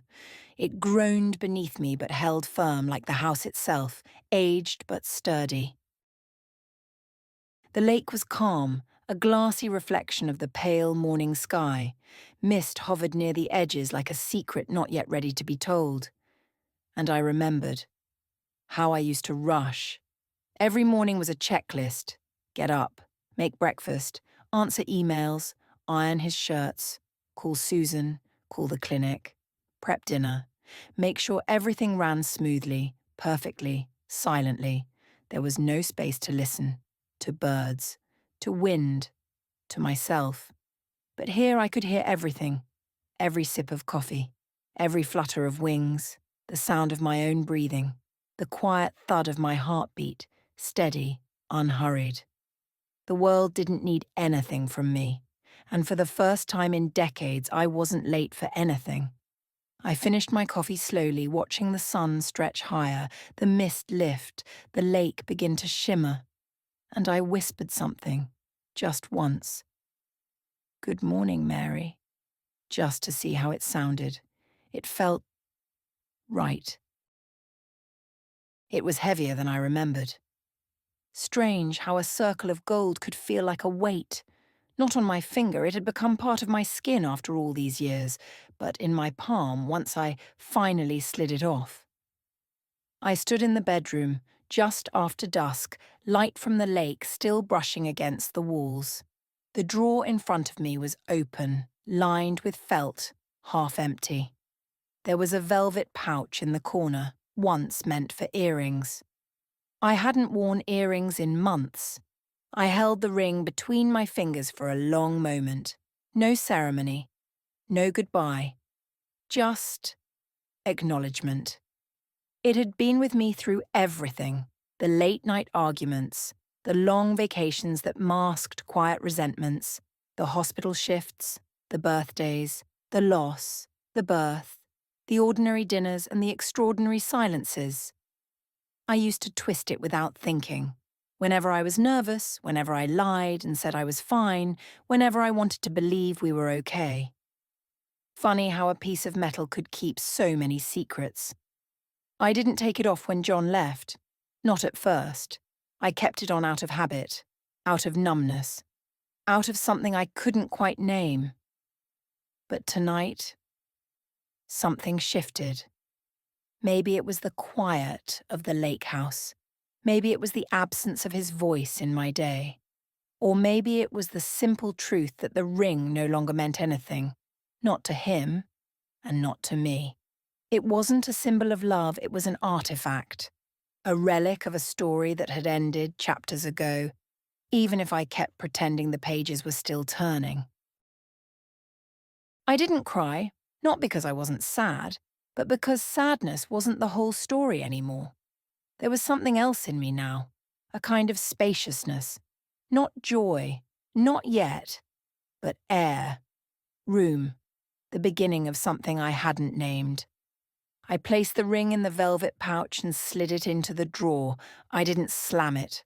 I didn't whisper goodbye. I simply closed it. Like closing a book I'd already read too many times. And when I looked at my hand, bare, unadorned, mine, I didn't feel naked. I felt free. Not because I had lost something, but because I had finally let it go. The drawer clicked shut behind me, and in the stillness I exhaled for the first time in years, like the story had finally caught up with itself, and so had I.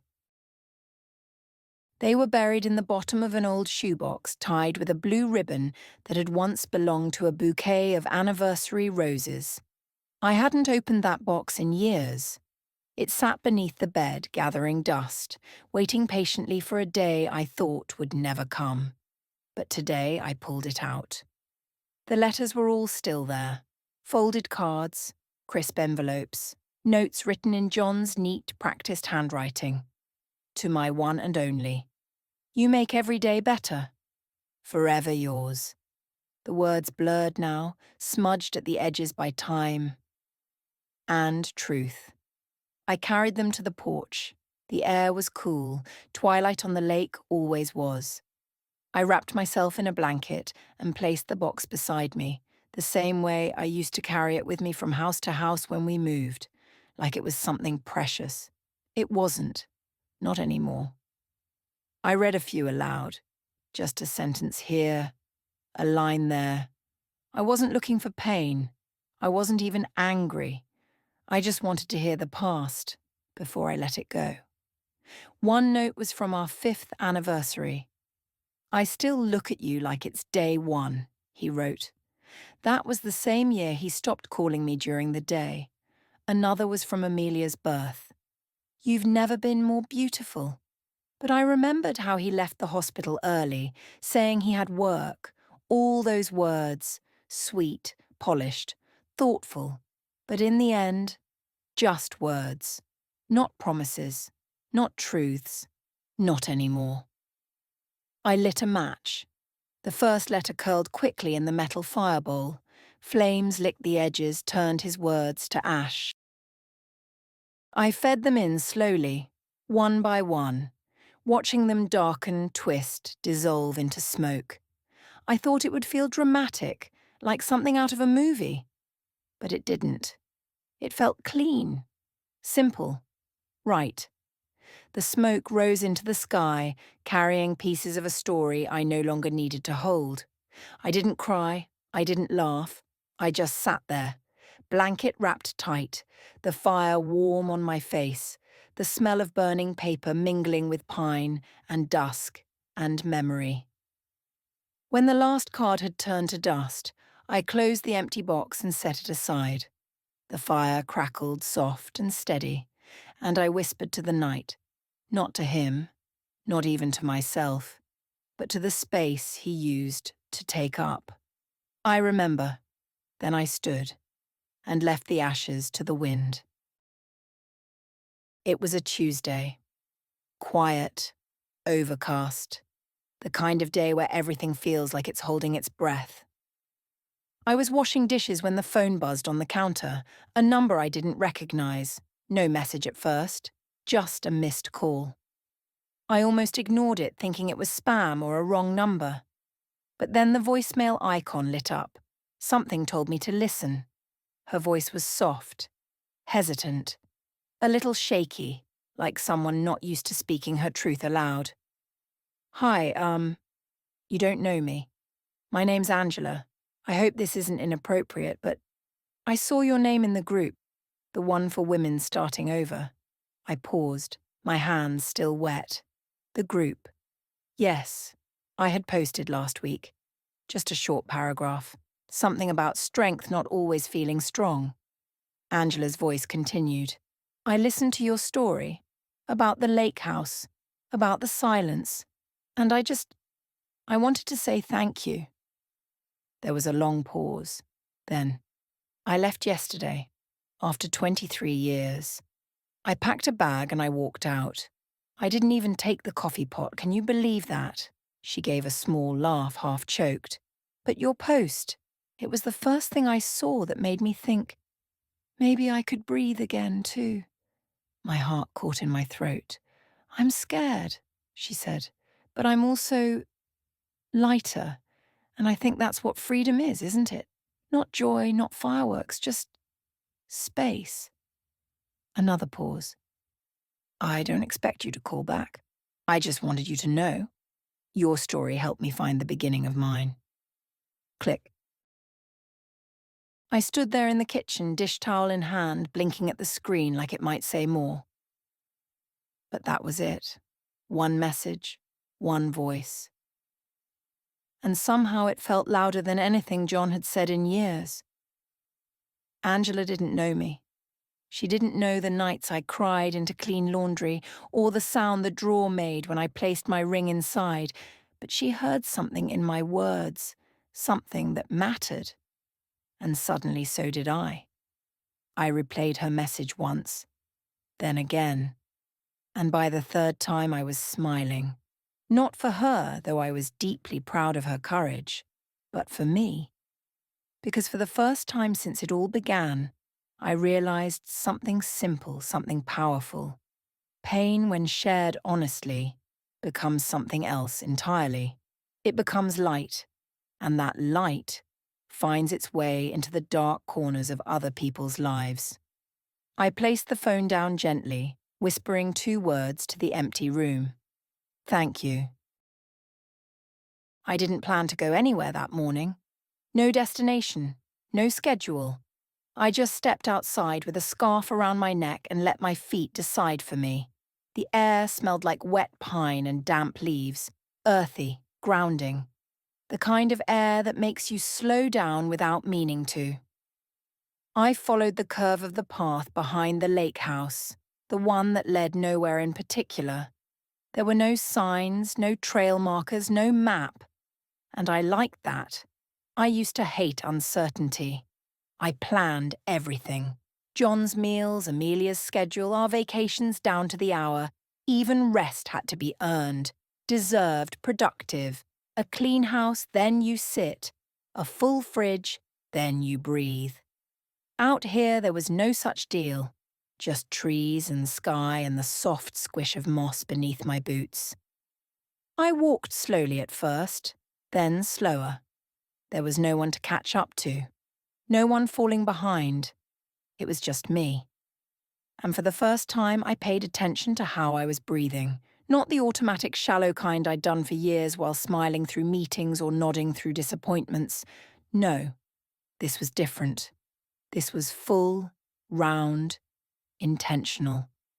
I breathed in until it stretched my ribs, held it, then let it go. And again. Each breath felt like a small reclamation, like the world had grown bigger inside me just from the air I was allowing in. At some point, I left the path completely, stepped through a thicket of birch trees and into a clearing that seemed surprised to be found. There was nothing special about it. Just tall grass and a fallen log, but I sat anyway, brushing away the damp and settling onto the wood like it had been waiting. I closed my eyes. No thoughts, no memories, just wind, just birds, just the rhythm of my breath. I didn't think about what came next. I didn't rehearse any conversations or tally what still needed healing. I just sat. Somewhere in that stillness, something shifted. It wasn't dramatic, not a revelation or a breakthrough, just a quiet knowing that I could be alone without being lonely, that I could exist without performance, that I could take up space just like this without apology. When I finally stood, my legs were stiff but my chest felt open, like something had loosened that had been tight for years. And I smiled, not because anything happened, but because, for once, nothing needed to. It started as a whisper in my own mind, a small voice that said, "What if you spoke it out loud? Not just to a friend, not just in the women's group, but into a microphone." At first, I laughed at the idea. Who would listen to a woman in her 60s talk about heartbreak, silence, lake houses, and learning to breathe again? But something inside me kept circling back to it. I had a story, and I had survived it. Not gracefully, not without scars, but I was still here. And maybe, just maybe, someone else needed to hear that. So I borrowed an old USB microphone from the neighbour's kid, downloaded a free app, and sat in the corner of the lake house where the light was warmest. I didn't write a script. I didn't rehearse. I just spoke. My voice trembled at first, the way it used to when I was asked to speak at school meetings or family gatherings, but then it found its rhythm. I talked about the morning he told me he was leaving, about the way my daughter cried and my best friend lied and how I stood in the centre of it all, trying not to fall apart. I talked about burning the letters, about taking off the ring, about learning to make coffee the way I liked it. I talked about the silence and how it stopped being scary. I uploaded the episode, just one. I called it After the Noise. No fanfare. No expectations, but something strange happened. It spread. A few women from the group shared it, then their friends did, and then strangers. Within a week, I had over 20,000 plays. People started writing to me. I thought I was the only one. Your voice got me through the worst night of my life. I listened with my mom. We cried together. I couldn't believe it. All I had done was tell the truth. And somehow, that had been enough. Each message felt like a thread, sewing me into something larger than myself. A fabric of women who had stayed too long, hoped too hard, or left too quietly. So I recorded another episode. And another. I wasn't an expert. I wasn't trying to inspire. I was just honest. That was the whole point. Not to tell women what to do, but to remind them they weren't crazy and they weren't alone. The podcast wasn't planned, but neither was this version of my life. Sometimes the things you never expected are the ones that matter most. The envelope was pale blue, handwritten, no return address. I found it resting on the porch rail one misty morning, just before sunrise. The air was damp, the sky still bruised with fading stars. I turned the envelope in my hands slowly, something about the careful curves of the handwriting tugging at the back of my memory. When I opened it, I knew instantly. Clara, the woman John had left me for, the one I thought I hated. Her letter was short, but not rushed. "Dear Mary," it began, "I never thought I'd write to you. I wasn't sure I deserved to. Maybe I still don't. But after everything, silence feels heavier than the truth." I sat on the steps and began to read, the lake still sleeping behind me. She told me how it started, casual lunches that turned into secret texts, how John talked about me like I was already gone, how he made promises he had no intention of keeping. "He said you were cold, that your marriage had been dead for years," she wrote. "I believed him because I wanted to." Her honesty surprised me. So did her pain. She didn't ask me to forgive her. She didn't blame me. She didn't even ask for anything. She just told me the truth. He said I was different, that I made him feel alive. But the man I ended up with wasn't alive at all. He was afraid. He was small. And when things started to fall apart, he disappeared into himself, just like, I suspect, he did with you. I remembered her face at the courthouse, pale, tired, not defiant, just sad. She had looked like someone waking from a long, foolish dream. "Mary," she wrote, "you were never the enemy. I see that now. You were the warning. And I ignored it. I blinked back the sting in my eyes. Clara's words didn't absolve the hurt, but they softened something inside me I hadn't realized was still sharp. I'm leaving town," she wrote. "Starting over. I hope someday, when you think of me, it's not with bitterness, but with understanding. Because truly, he wasn't worth you. And he wasn't worth me either." The letter ended there. No signature, just space. I folded it carefully, then placed it beside the mug on the porch. The wind stirred the edges like it wanted to carry it off. And I let it. Because some stories don't need to be kept, only heard, only felt, only forgiven in the quiet way we forgive ourselves. The road was quiet, just the hum of the tires and the soft rustle of wind through half-open windows. Amelia sat beside me in the passenger seat, one leg tucked under her, her chin resting in her hand. We'd just picked up groceries from the little store in town, and she'd offered to drive with me. No music, no phones. Just the sound of summer, lazy, warm, slow. She looked older lately, not just because of the job or the move, but in the way she watched me, carefully, like she was seeing me fully for the first time. "You like it out here," she said softly. I nodded. "I do." She smiled a little. "I can tell. You breathe differently now." That made me laugh, even if it caught in my throat. "What does that mean?" She shrugged. "You used to hold your breath. All the time. Like you were waiting for something to fall. Now it's like you let the air stay." I was quiet. She was right. A few miles passed before she spoke again. "I used to think you were made of stone." I glanced over, surprised. "Not in a bad way," she added quickly. "Just strong. Always strong. Always the one who fixed things, held everything together, even when Dad—" Her voice drifted off. "Even when he left. Even before he left." I didn't fill the silence. I let her find her way through it. "But I realize now," she continued. You were probably breaking a little all the time. You just didn't want me to see it. I felt her words sink into me slowly like rain into dry ground.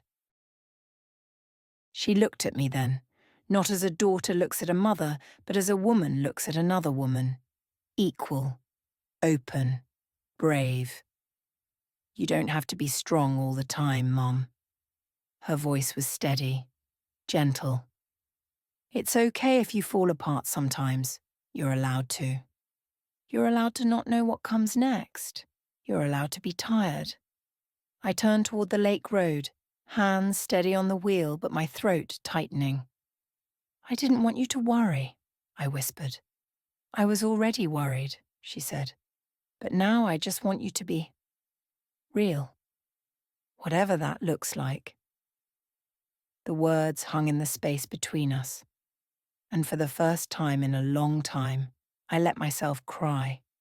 Not because I was broken, but because I wasn't hiding anymore. She reached over and took my hand, and neither of us let go. It hung in the back of the closet, untouched, still wrapped in thin plastic from the boutique in town, deep emerald green, soft as breath, with a neckline I would have once said was too much for a woman my age. I bought it 3 weeks ago, on a whim. No occasion, no dinner planned, no eyes I hoped would linger. Just a quiet pull in my chest that said, try something new. Tonight I slid it on. No makeup, no jewellery, bare feet on wooden floors. The house was still, just the faint sound of crickets outside and the low hum of the fan overhead. The dress hugged my body differently than I remembered. Not tighter, not looser, just honest. It didn't hide the years. It didn't pretend. It simply fit me as I was. I walked to the mirror slowly and stopped. There she was. Me. But not the version John used to comment on. You look nice, but maybe something with sleeves. Not the version who dressed for church picnics or office parties or family gatherings where I smiled too wide and stood too straight. No, this woman was quieter, older, freer. I turned slightly, watching the fabric catch the light. It flowed when I moved, like it had its own breath. I placed a hand on my hip, not to pose, not to impress, but to anchor myself in the moment. I didn't want to be seen, but I wanted to see myself. And I did. Lines around my mouth that told stories. Scars near my shoulder from a surgery I'd forgotten to fear. Skin that had known touch, grief, motherhood, solitude. The dress didn't change me. It revealed me. And I stood there, not smiling, not crying, just being. That was the most surprising part. I didn't feel like I was pretending. I didn't feel foolish. I didn't feel like a woman trying to reclaim youth. I felt like someone meeting herself. Finally. I walked out onto the porch, the hem brushing my calves. The lake shimmered under the moon, the air soft against my arms. There was no audience, no applause, no need. I twirled once, just once, slow and quiet. The fabric spun, whispered against me, then settled again. And I whispered back, this is mine. Not the dress, not the night, but the moment. The woman. The life. No one gave it to me. I stepped into it myself. He used to wait by the door every evening around 6. Like clockwork. Tail still, ears perked, eyes locked on the handle. Sometimes he'd bring one of John's old slippers, drop it gently by the mat, and sit beside it as if that might hurry things along. It never did. For weeks after John left, the dog kept waiting. Even after the suitcase disappeared. Even after I stopped saying he's running late. Even after the smell of him faded from the house like old cologne in the corners of a closet, the dog still waited, and I let him. I didn't try to explain. I didn't pull him away. I just sat on the couch some evenings and watched them both, one waiting, the other pretending not to. Until one night, he didn't. He stayed curled in the corner instead, eyes open but unbothered. And when I opened the door, just for fresh air, he didn't flinch. He didn't look up. Something inside me cracked. It wasn't for John, it was for the dog. Because he, in all his loyalty, had finally understood what I hadn't wanted to admit. Not fully, not out loud. He's not coming back. I slid down the hallway wall, knees tucked to my chest, the hardwood cold beneath me. And I cried. Not pretty tears, not graceful. These were the kind that shake your shoulders and stain your shirt and make you feel like a child again, abandoned, lost, aching for something you don't even want anymore but still miss like breath. The dog came over, nudged my hand, I buried my face in his fur and whispered, "I'm sorry. Not just for me. For both of us. For the time we spent hoping. For the love we offered. For the quiet ache we carried while trying to stay normal."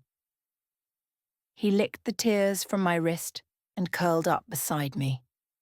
We stayed like that for a long time. Later, I gave him a piece of leftover chicken from the fridge.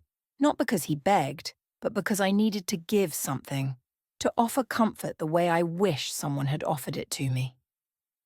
That night, he slept on the bed again, curled where John used to lay. Not as a replacement, not as a statement, just there, warm, steady, present. And I realized some good things stay, even after others leave. And maybe, in their quiet loyalty, they teach us how to stay with ourselves. It started small. "No, thank you," I said to the woman at the farmer's market who offered me a flyer for the local church social. She smiled, unbothered, and moved on to the next shopper. I stood there for a second, surprised by how easy it was. The sky didn't fall, the world didn't crumble. No one looked at me like I'd committed some unspeakable offense. I just said no. And nothing bad happened. It shouldn't have felt revolutionary, but it did. Because for most of my life, yes was my instinct. Yes to favors. Yes to staying late. Yes to letting someone else take the last piece, the better seat, the credit. Yes to things I didn't want just to keep the peace. I was raised to be agreeable, to be kind, to measure my worth by how much of myself I could give away. And I gave a lot to John, to Amelia, to neighbours who needed rides to appointments, to co-workers who forgot their deadlines, to friends who disappeared the moment I needed anything back. But now I had space, and in that space I started choosing. One afternoon, a woman from town, Linda, I think, called to ask if I could help organise a charity brunch. "It's just a small thing," she said sweetly. "You're so good with lists." I almost said yes. The words were on the tip of my tongue, but I paused, closed my eyes, checked in with the tightness in my chest, and said, "I'm afraid I can't." There was a silence on the line. Then, "Oh, well, that's okay." And it was. The more I said no, the more I noticed something. The world kept turning, people adjusted, the ones who truly cared didn't flinch. And the ones who only liked me when I was convenient faded away. I wasn't rude. I wasn't harsh. I just stopped apologizing for needing time, rest, peace. I started protecting my calendar like it was sacred. Because it was. Every blank space meant more room for breath. For walking, for writing, for sitting in the sunlight with a cup of tea and no one asking me to move. Saying no didn't close doors. It opened different ones, wider ones, quieter ones. Ones that led to parts of myself I had forgotten were waiting. And maybe the bravest thing I've ever done was not leaving John. It was saying no to everyone else who thought they still owned pieces of me. It came in a soft yellow envelope with a wax seal pressed unevenly in the corner.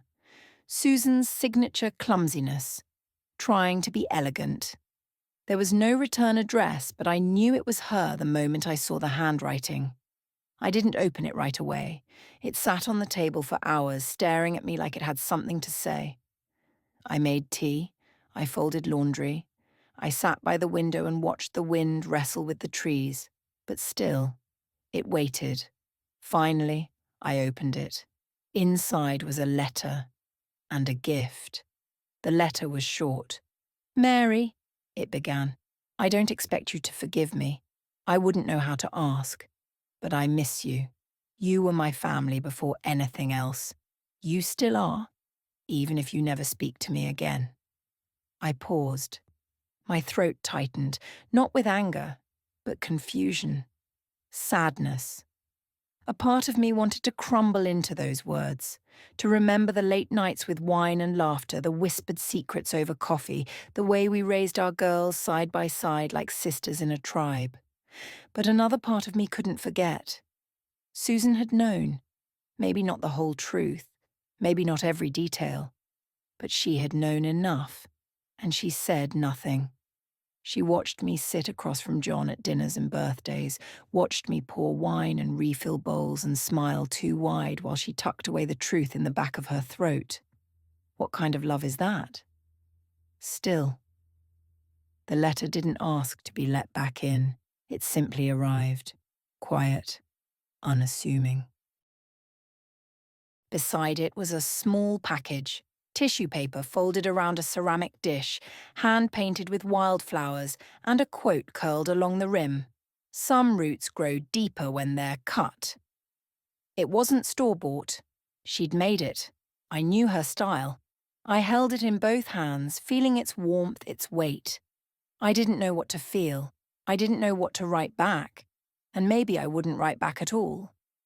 But I didn't throw it away. I set the dish on the windowsill, where the light hit it just right in the morning. Not as a sign of forgiveness, but maybe as a space for it to live, if it ever decided to come. Some relationships aren't healed by words. Some aren't healed at all. They just learn how to exist with the ache. And sometimes that's enough. The mirror in the lake house bathroom is old, faintly speckled around the edges as if time itself had chipped away at its silver. It doesn't flatter. It doesn't lie. This morning I stood in front of it longer than usual, not to fix anything, not to smooth or paint or hide, just to look.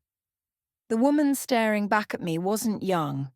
The softness in her cheeks had faded. Lines traced the corners of her eyes like memories she never meant to wear so publicly.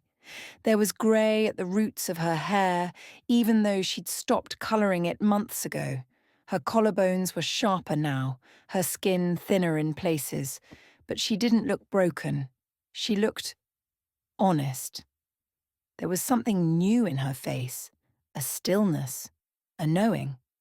Not the frozen kind that comes from enduring too much, but the steady kind that arrives only after you've lived through something and survived it. I used to measure my reflection by the eyes of others. John's gaze, friends' compliments, strangers' politeness. I used to think value came from admiration. Now I stood alone, and for the first time, I didn't need to be seen to feel seen. I raised my hand slowly and pressed my fingers to my cheek. It was warm, alive. I thought of all the mirrors I'd stood in front of over the years. Wedding day, first pregnancy, funerals, job interviews. Each time searching for something, approval, reassurance, clues. Today I wasn't searching. I was simply witnessing. This is who I am now, not a wife. Not someone's shadow. Not someone's audience. Just Mary. I whispered it, quiet, almost embarrassed, like saying my own name out loud might make the walls blush. But no one was listening. Only me. And the woman in the mirror. She didn't smile. She didn't need to. She just nodded, like she'd been waiting for me to show up and finally see her. I turned off the light and walked away. The mirror stayed behind, reflecting the empty room. But I carried the image with me, not as proof of what I'd lost, but as a reminder of what I'd found. Not beauty, not youth, not perfection, but presence.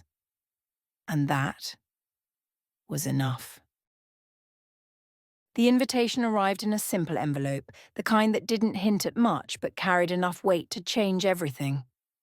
Mary Evelyn Whitaker, we would be honoured if you would speak at our Women's Empowerment Seminar in Chicago. I read it twice, then a third time. For years I'd thought my story was just mine, small, quiet, wrapped in the corners of late nights and forgotten dinners. But here was a room full of women who wanted to hear it. Not because it was glamorous or dramatic, because it was real. I arrived in Chicago on a crisp autumn morning, the city alive with the hum of early commuters and amber leaves swirling in the wind. The venue was a modest hall, chairs arranged in neat rows, a simple podium with a single microphone. Nothing flashy, nothing overwhelming. Perfect. When I stepped onto the stage, I saw faces, some lined with age, others fresh with hope, but all carrying stories I could feel before words were spoken. I spoke without notes, without hesitation. I told them about the night John left, about the silence that followed, about burning letters and taking off rings, about learning to breathe alone and finding strength in stillness. I didn't paint myself as a hero. I didn't promise miracles. I just told the truth. There were nods, tears, quiet murmurs. Afterward, a woman approached me, grey-haired, eyes bright. "Thank you," she said. "I thought I was alone. You made me feel like I'm not." Another woman hugged me. "Your words gave me hope."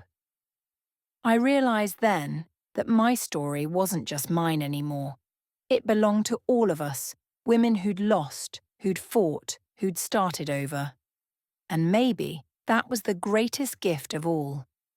That in sharing our brokenness, we find our strength, our voices, our new beginnings.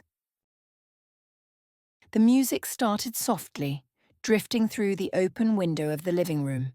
A gentle melody, nothing too fast or loud, just the kind that fills a room without demanding attention. I stood there for a moment, watching the light from the lamp flicker against the walls, casting shadows that danced alongside me. No one else was home. No one to watch. No one to judge. I took a breath and stepped into the center of the room. At first, my movements were tentative.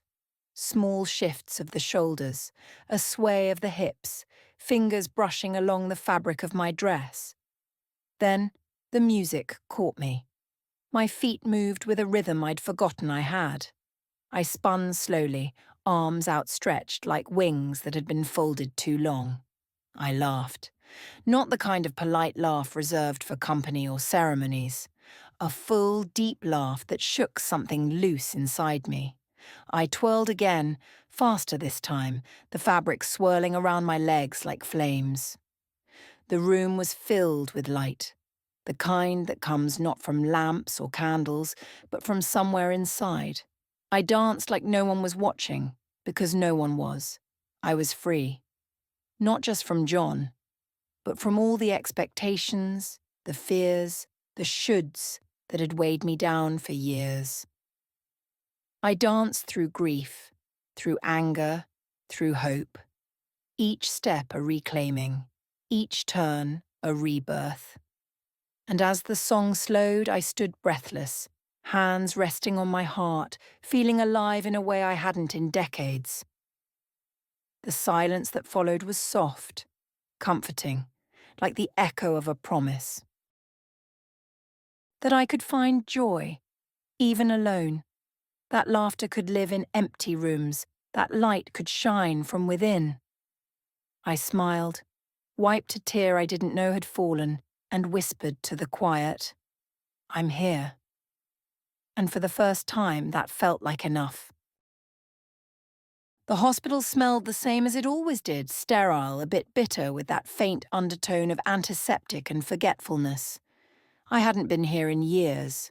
Not since the nights when John was chasing deadlines and I was chasing dreams that never quite caught up. But today I found myself standing outside room 214, the small nameplate barely legible, a pale reminder of who occupied the bed inside. John, the man who had shattered our life and still somehow lingered in its corners.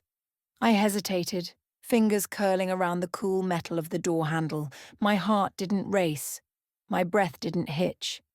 I simply pushed the door open and stepped inside. He was lying there, pale, thin, eyes closed, chest rising and falling under the hospital gown. Machines beeped softly, a mechanical lullaby. His face was older than I remembered, the lines deeper, the colour drained to a ghostly hue. For a moment I just watched. Not out of resentment, not out of guilt, but because sometimes seeing the truth without words is enough. He opened his eyes slowly, a flicker of recognition in the depths. "Mary," he whispered. I nodded. He tried to speak more, but his voice faltered. I pulled a chair close and sat down. We didn't talk much. There was no apology, no blame, no anger, just silence. The kind that speaks louder than any argument. I reached out, took his hand, not to forgive, not to forget, but to acknowledge the years we shared, the daughter we raised, the life we built. He squeezed my hand weakly. I stayed until the nurse came in to check his vitals. As I stood to leave, I glanced back. He was asleep again, and I realized there was no hate left in me, only a quiet, steady acceptance, not of what happened, but of what is. I walked out of the hospital room, the door closing softly behind me. Outside, the world was bright and noisy, alive with possibility. And for the first time in a long time, I felt like I could breathe without carrying the weight of the past. Sometimes, life isn't about closure. It's about presence. And today, I was present. Just that. Nothing more. Nothing less. The room was dim, the curtains drawn to soften the harsh midday light. The steady beep of the heart monitor filled the quiet like a metronome, marking time neither of us wanted to watch. John was awake this time, his face pale, eyes red-rimmed, staring at the ceiling as if trying to find an answer hidden somewhere in the cracks. He turned his head slowly when he heard me enter. "Mary," he whispered, voice fragile. I pulled the chair closer, sat down beside the bed without a word. He didn't reach for my hand, didn't ask me to stay, but I stayed. For a long while we shared the silence, heavy, but not empty. It was the kind of silence that holds space for things too big for words. Regret, pain, years of what-ifs. Then, without looking at me, he let the tears fall. Quiet at first, like raindrops tapping a window, then faster, shaking his whole body, the kind of crying that comes from a place deep beneath pride, beneath blame, beneath fear. I didn't speak, I didn't offer platitudes, I just sat, because sometimes the greatest comfort isn't in fixing, it's in simply being there. When his sobs slowed, he wiped his face with a trembling hand and sighed. "I'm sorry," he whispered, more to himself than to me. I nodded slightly. No words, no forgiveness, no promises, just presence. The clock ticked softly. The nurse peeked in, smiled quietly, then left us alone again. Outside the window, the sun shifted, casting golden beams over the room. I reached out then, finally, and placed my hand on his. Not to erase the past, but to acknowledge it, to say, here we are. Not perfect, not healed, but still here. And in that moment I understood something I'd forgotten. Sometimes love isn't loud. Sometimes it's simply sitting beside someone who's broken, watching their tears, holding your own, and letting the silence say what words cannot. The note was simple, not elaborate, not dramatic, just a piece of white paper, folded carefully and placed on the kitchen counter where John would find it before he left. I wrote it the night before, after hours of pacing the lake house, the words coming slowly, like water carving stone. I forgive you, it began. Not because I wanted to forget, not because I excused the pain, but because carrying anger felt heavier than any wound.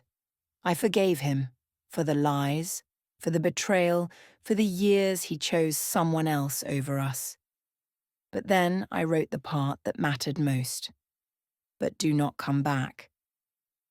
I needed him to know this wasn't a door left ajar. It was closed, locked, and bolted with every piece of strength I had left. I left the note without a signature, because names didn't matter anymore. It wasn't about who wrote it. It was about who read it and understood. When John found it, I wasn't there. I had gone for a walk by the lake, needing space to breathe, to think, to feel. I imagined him reading it slowly, line by line. Maybe his hands trembled. Maybe his heart clenched. Maybe he saw the end, clear and cold. I didn't want to watch him break, because this time I wasn't the one falling apart. I was standing firm. The forgiveness wasn't for him, it was for me. A way to release the bitterness that kept me chained. A way to step into the future without dragging the past behind. I came home as the sun dipped low, the sky painted in soft pinks and purples. The note was still there, waiting, and I smiled, a quiet, steady smile, because sometimes the hardest thing to do isn't to forgive. It's to let go, to say goodbye without looking back, to close the chapter and write the next one on your own terms. And in that moment I was ready to live a life in my own name. I used to think starting over meant something grand. New cities, new faces, new stories to tell. But standing here looking out over the lake as the sun slips below the horizon, I realize it's simpler than that. I don't need a new life. I just needed mine back. Not the one I imagined with John. Not the one filled with quiet dinners and shared dreams. But the one that was always inside me, waiting patiently beneath the layers of compromise, silence, and sacrifice. For years, I wore myself thin, folding pieces of who I was into the shape of someone else's expectations. I lost my voice, my space, my breath. But I found them again. Not in grand gestures, not in dramatic moments, but in the small ones. The morning coffee brewed just how I like it. The empty porch where I sit and watch the light change. The laughter that bubbles up when I dance alone. The quiet strength in saying no. This life isn't about revenge or victory. It's about peace. It's about presence. It's about claiming the space to be fully, imperfect, flawed, whole. I am not the woman I was 20 years ago, or 10, or even a year ago. I am new and old, broken and mended, lost and found. But most of all, I am mine, and that is enough. Enough to carry me forward. Enough to fill the quiet with my own song. Enough to live each day not chasing shadows, but standing in the light. Because sometimes the greatest journey isn't about running away, it's about coming home, to yourself. And when I close my eyes at night, I don't dream of a different life.